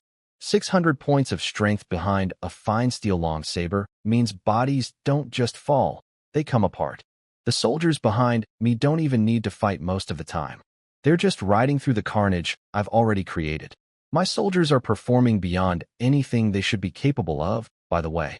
They've been riding and fighting for hours and nobody's tired. Nobody's scared. Nobody's flagging. They probably think it's adrenaline or divine blessing or something. It's my authority seal. 60% buff to everything. These men are basically playing the game on easy mode, and they don't even know the cheat codes are on. We ride through the entire settlement like a hot knife through butter. In one side, out the other. Everything behind us is burning. The Jurchens try to stop us. They really did. But their northern camp only had a few thousand defenders. Most of them were asleep when we hit, and by the time they organized any kind of resistance, we were already past them. An hour later, a messenger reaches Agunu at the main camp. Sir, the south attack. It was fake. They shot some arrows and left. Agunu's face goes white. In the north, the Ming broke through. They killed everyone. They burned everything. Over 10,000 dead, sir. The settlement is destroyed. 10,000? We couldn't stop them. They rode straight through like a single column. Their leader cut through our defenses like they were made of paper. How many Ming soldiers were there? We don't know. It was dark. They came as one line. We couldn't count. Did you kill any of them? We. The man can't answer. Because we moved so fast and hit so hard that the defenders barely got a swing in before we were already gone. Chase them, Agunu screams, veins popping. They're deep in our territory. They can't escape. Find them and tear them apart. He sends his General Newlin with a pursuit force, howling for blood. The entire Jurchen command structure has gone from relaxed defense to murder the Ming in about 30 minutes. Good. That's exactly what I want. Every Jurchen soldier chasing me is a Jurchen soldier not marching south to help the northern Yuan attack Daning. 20 miles north of the burning settlement, I raise my hand. Halt. 4,000 blood-soaked cavalry pull up. Every single one of them looks like they just crawled out of a slaughterhouse. Armor painted red. Weapons dripping. Horses foaming. But their eyes? Their eyes are alive. Not a trace of fear. These men just rode through an enemy camp of 30,000 people and came out the other side like it was a morning exercise. Count heads. Every 100-man unit. Report your numbers. Now, the commanders relay the order. The counting begins. Somewhere behind us, a Jurchen settlement is still burning. Ahead of us, a vast empty steppe stretches to the horizon. And behind that, a very angry general is gathering a pursuit force to hunt us down. Perfect. Let them come. Every pursuer is another stat point waiting to happen. The head count comes in, and I'm grinning. Commander, 1st Cavalry Company, all 1,000 present. 58 wounded. 2nd Company, all 1,000 present. 89 wounded. 3rd, 4th, same story. Every single company reports in. Wounded? Yes. Dead? 0. 4,000 cavalry charged through an enemy settlement of 30,000 people in the middle of the night, killed everything in their path, burned the place to ashes, and rode out the other side without losing a single soldier. Brothers, I shout, raising my saber. We did it. We rode straight through a Jurchen stronghold and came out clean. Every one of you is a hero of the Ming dynasty. To the death for the commander, for 1,000 blood-soaked warriors screaming my name under the morning sky. Every single one of them is looking at me with a kind of devotion that money can't buy and threats can't force. I earned this. With my blade, my body, and my willingness to charge in first. Zhang Wu, take 100 riders, ride rear guard. Watch for pursuit. Rotate every half hour. Everyone else, dismount. Treat the wounded. Rest for 90 minutes. We move after that. Yes, Commander. They all dismount and collapse into the grass like puppets whose strings got cut. Every man is exhausted. Every man except me. I sit down, pull out some dried rations, and call up my panel. Strength, 978 speed, 889 constitution, 712 endurance, 734 spirit, 723 lifespan, 88 years, 2,356 days storage. 7 cubic meters. I have to read these numbers twice because they look like a typo. Nearly 1,000 points of strength. That's 1,000 gene of force in a single punch. I could hit a city gate and turn it into firewood. I could pick up a horse and throw it. I could arm wrestle a siege engine and win. My speed is almost 900, 8 times faster than a normal human. When I swing my saber once, a regular person sees 8 slashes. Not because I'm doing some fancy technique. My basic swing is just that fast now. Constitution over 700. Wounds close in minutes. Arrows barely penetrate my skin anymore. I'm not wearing armor for protection. I'm wearing it so people don't notice that I don't need armor. And my lifespan? I've gained over 6.5 years of extra life since this whole adventure started. I'm 14 years old with a projected lifespan of 94 and climbing. At this rate, I'll hit 100 before my next birthday. All this from one night raid. Over 200 personal kills. The stat gains are obscene. I'm not human anymore. Not really. I'm something new. Something this world has never seen. And I'm not even tired. My endurance and spirit stats are so high that pulling an all-nighter of constant combat feels like a casual morning jog. While my entire army is collapsing from exhaustion around me, I could go run a marathon and still have energy to spare. Now, treasure chests. 2 chests from the 600 and 700 stat milestones. Every 100 points across all stats gives me 1.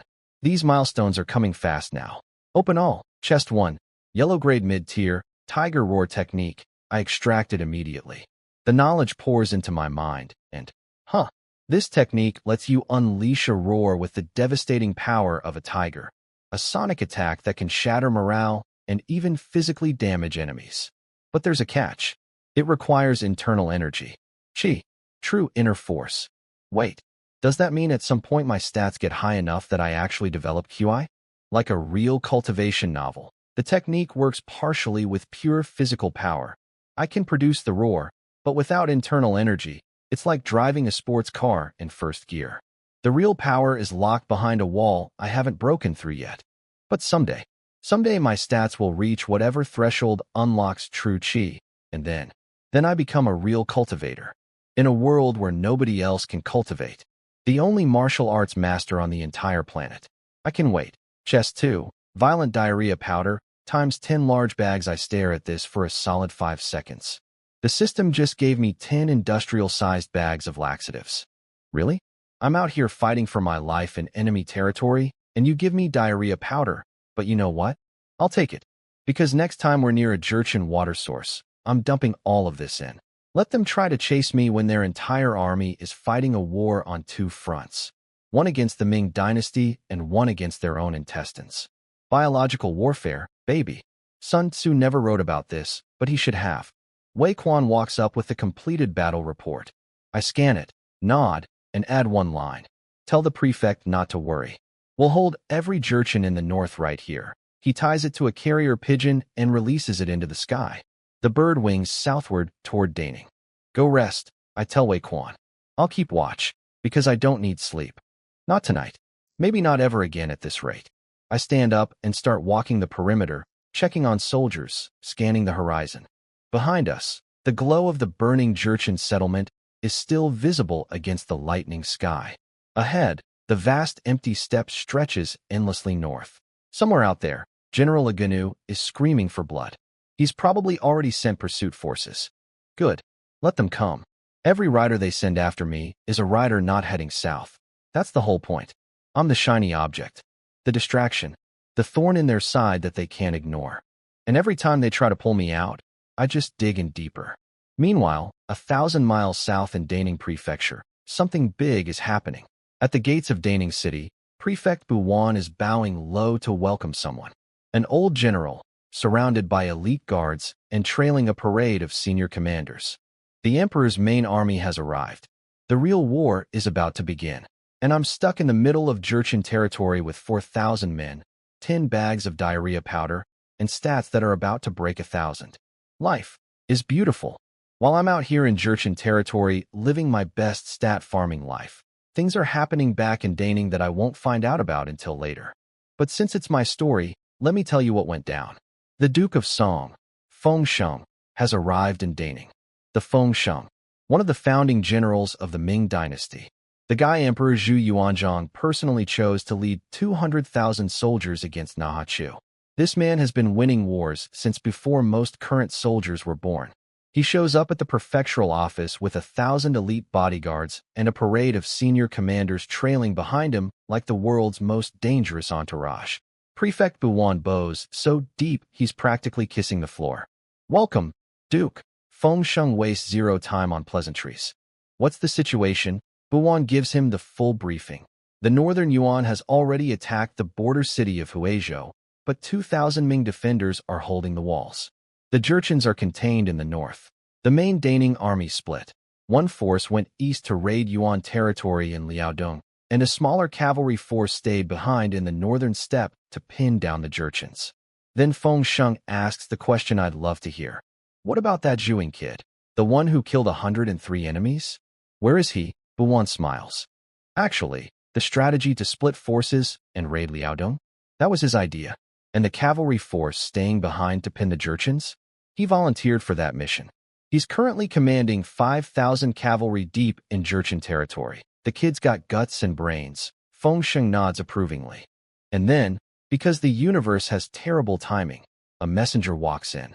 Military report from Ansha County, sir. Buwan opens it and his face falls. Zhu Ying got reckless. He hands the report to Feng Sheng, who reads it and frowns. Using 1,000 cavalry as a feint while sending 4,000 to night raid a fortified settlement with tens of thousands of defenders? That's a suicide charge, not a strategy. If I were commanding, I'd harass from a distance. Never engage directly. Just stall. Here's the beautiful part. That report? It was written by Litao. The coward who took his 1,000 men and ran back to Daning the second his little diversion was done. And of course he wrote the report to make himself look innocent and me look like a reckless maniac who was going to get everyone killed. He's too aggressive, Li Tao probably wrote. I tried to advise caution, but he wouldn't listen. I had no choice but to withdraw my forces to preserve lives. Translation. I was scared so I left, and now I'm preemptively blaming the teenager in case he dies and someone asks questions. Weasel. And now Feng Sheng, one of the greatest military minds in China, is sitting there thinking I'm a brave idiot who charged headfirst into a meat grinder. Buwan is picturing 4,000 soldiers getting massacred. Both of them are mentally writing my obituary. Such a waste, Feng Sheng sighs. A young warrior of exceptional courage, but lacking the wisdom to command. He only knows how to fight, not how to lead. Buddy, I didn't just charge blindly into that camp. I used a coordinated two-pronged feint that exploited the enemy commander's own assumptions, attacked from the direction they least expected, timed the diversion to maximize confusion, and rode through a 30,000-person settlement without losing a single soldier. But Li Tao's report conveniently left out the part where my plan worked perfectly. Can we contact him? Fengsheng asks. Tell him to pull back immediately. The main army, 200,000 strong, will be assembled in Daning within 10 days. We don't need him to hold the north anymore. I'll send riders to find him, Buwan says. They're both looking grim, convinced I'm either dead or about to be. And right at that moment, urgent. Carrier pigeon from Deputy Garrison Commander Zhu Ying. Buwan's eyebrows shoot up. He has pigeons. His aide explains. He requested carrier pigeons from General Chun Hung before departing. For communications, Fengsheng's disappointed frown cracks into a small smile. If he's sending messages, he's alive. Bring it here. Now, the soldier rushes forward with my message. The one I wrote this morning while sitting in the grass eating dried rations, casually reviewing my stats after burning an entire Jurchen settlement to the ground and killing over 200 people in a single night without losing a man. They haven't read it yet, but when they do, Li Tao's little, Zhu Ying is reckless and suicidal. Narrative is about to get absolutely demolished. Because my report doesn't say, help, we're trapped. My report says, mission accomplished. Settlement destroyed. Thousands of enemy casualties. 0 friendly deaths. Don't worry about us. Oh, and I also included a section about Li Tao abandoning his post. Because if that rat thinks he can badmouth me and steal credit from my soldiers while hiding behind safe walls, he's got another thing coming. Nobody steals from my boys. Nobody. Buwan takes my carrier pigeon message, glances at it, and then remembers. Oh wait, Fengsheng is here now. He's the boss. So he hands the report over with a respectful bow. Fengsheng opens it casually, probably expecting a distress signal or a farewell letter. He reads the first line. His eyebrows go up. He reads the second line. His jaw loosens. He finishes the whole thing, and his face goes through 5 different emotions in about 3 seconds before settling on. Absolutely delighted. Good, good, good. It seems I'm getting old. I completely underestimated this Zhu Ying. A feint to the south, a night raid from the north. He caught the Jurchens with their pants down. The Duke of Song, a man who has been winning wars since before my parents were born, is laughing like a kid who just got his birthday present early. Every general in the room is staring at him, dying to know what's in that report. And the roster in this room is insane, by the way. This isn't some border garrison meeting. This is the Ming Dynasty All-Star Team. Fengsheng, Duke of Song, Supreme Commander. Fu Yud, Duke of Ying, Left Deputy Commander. Lan Yu, Marquis of Yongchang, Right Deputy Commander. Zhao Yong, Marquis of Nanchang. Wang Bai, Marquis of Dingyuan. Hu Hai, Marquis of Dongchuan. Chang Mao, Duke of Zheng, son of the legendary Chang Yechen himself. These guys conquered China. They drove out the Mongols. They built an empire from nothing. And right now they're all leaning forward in their chairs because of a report written by a 14-year-old on a piece of paper tied to a bird's leg. What did this Zhu Ying do? Marquis Zhao Yong asks, grinning. Fengsheng hands the report to his guard captain. Read it. Out loud. The guard captain clears his throat and projects. Deputy Garrison Commander Zhu Ying reports to the prefect. Our 5,000 cavalry are operating deep within Jurchen territory. Scouts confirm the Jurchens are concentrating over 30,000 warriors at their Blue Banner settlement, with Northern Yuan reinforcements incoming. 5,000 against 30,000 and growing. If we simply harass from a distance, the Jurchens will march south and coordinate with the Yuan to attack Daning from both sides. This would compromise the entire campaign to destroy Nahachu. Therefore, I determined that only a decisive strike could disrupt their plans. I divided forces. 1,000-man Commander Li Tao was ordered to feint against the southern settlement. I personally led 4,000 cavalry around to the undefended northern settlement and launched a night assault. Result: total surprise achieved. Enemy settlement overrun. Over 10,000 enemy casualties. Our forces sustained wounded but 0 fatalities. All 4,000 soldiers successfully exited the enemy camp. Complete victory. Dead. Silence. Then the room erupts. Buwan's brain short-circuits. He actually did it? And brought everyone out alive? Fengsheng is beaming. Not just because of the victory, because he was wrong about me. 5 minutes ago, he was calling me a reckless fool with more courage than sense. Now he's reading a battle report that would make seasoned generals weep with envy. We all underestimated him. For 1,000 cavalry raid a settlement, kill 10,000, and come back with 0 dead? Even if they lost 1,000, it would have been impressive. Battle reports require co-signature from the attached military inspector. You literally can't fake these numbers on penalty of death. This is real. It's not just that he's a strong fighter. He can command. Those 4,000 cavalry performed like 10,000 under his leadership. Even accounting for the surprise factor, this level of coordination is extraordinary. They're all stumbling over each other to praise me, and they don't even know about the authority seal. They think it's pure tactical genius. And I mean, it is. But also, having a magical buff that makes your entire army 60% stronger doesn't hurt. Then Feng Sheng turns to Zhao Ying with a quiz question. Marquis, can you explain why Zhu Ying split his forces the way he did? Zhao Ying smiles like a professor who just got asked about his favorite subject. Brilliant, actually. The Jurchens assumed any attack would come from the south, the direction facing Ming territory. So they stacked their defenses there. The north was their own heartland. Why would anyone attack from deeper inside enemy territory? That's suicidal. Zhu Ying attacks the north first. When the Jurchen general gets the report, he thinks, the north attack must be the distraction. The real attack is coming from the south. Then Li Tao hits the south and confirms the general's assumption. So the general sends everything south. Meanwhile, the north camp is completely undefended. Zhu Ying rides through it like a knife through warm tofu. The enemy general outsmarted himself.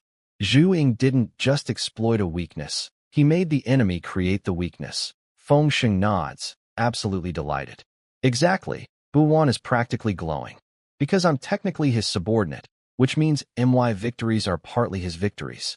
In front of the Supreme Commander and a room full of legendary generals, his guy just delivered the most impressive independent operation of the entire campaign. Then Feng Sheng's smile vanishes. His face goes cold. If Zhu Ying's report is accurate, and military inspectors don't lie, then that other report we received, he means Li Tao's report. The one that painted me as a reckless maniac who was going to get everyone killed. The one that Li Tao wrote to cover his own cowardly retreat. That was not just inaccurate. It was a deliberate attempt to slander a commanding officer. Buwan's face drains of color. He believed Li Tao's version. He agreed with Feng Sheng that I was foolish. And now the truth is out. Li Tao didn't just abandon his mission. He ran home and tried to make me look bad so nobody would blame him. Disobeying a direct order from a superior officer. Deserting during an active operation. Filing a false military report that defamed a fellow commander. In the Ming dynasty, any one of those is a death sentence. Li Tao committed all 3. And my carrier pigeon just delivered the receipt. Enjoy deigning while you can, Li Tao. Because when I get back, you and I are going to have a very short conversation.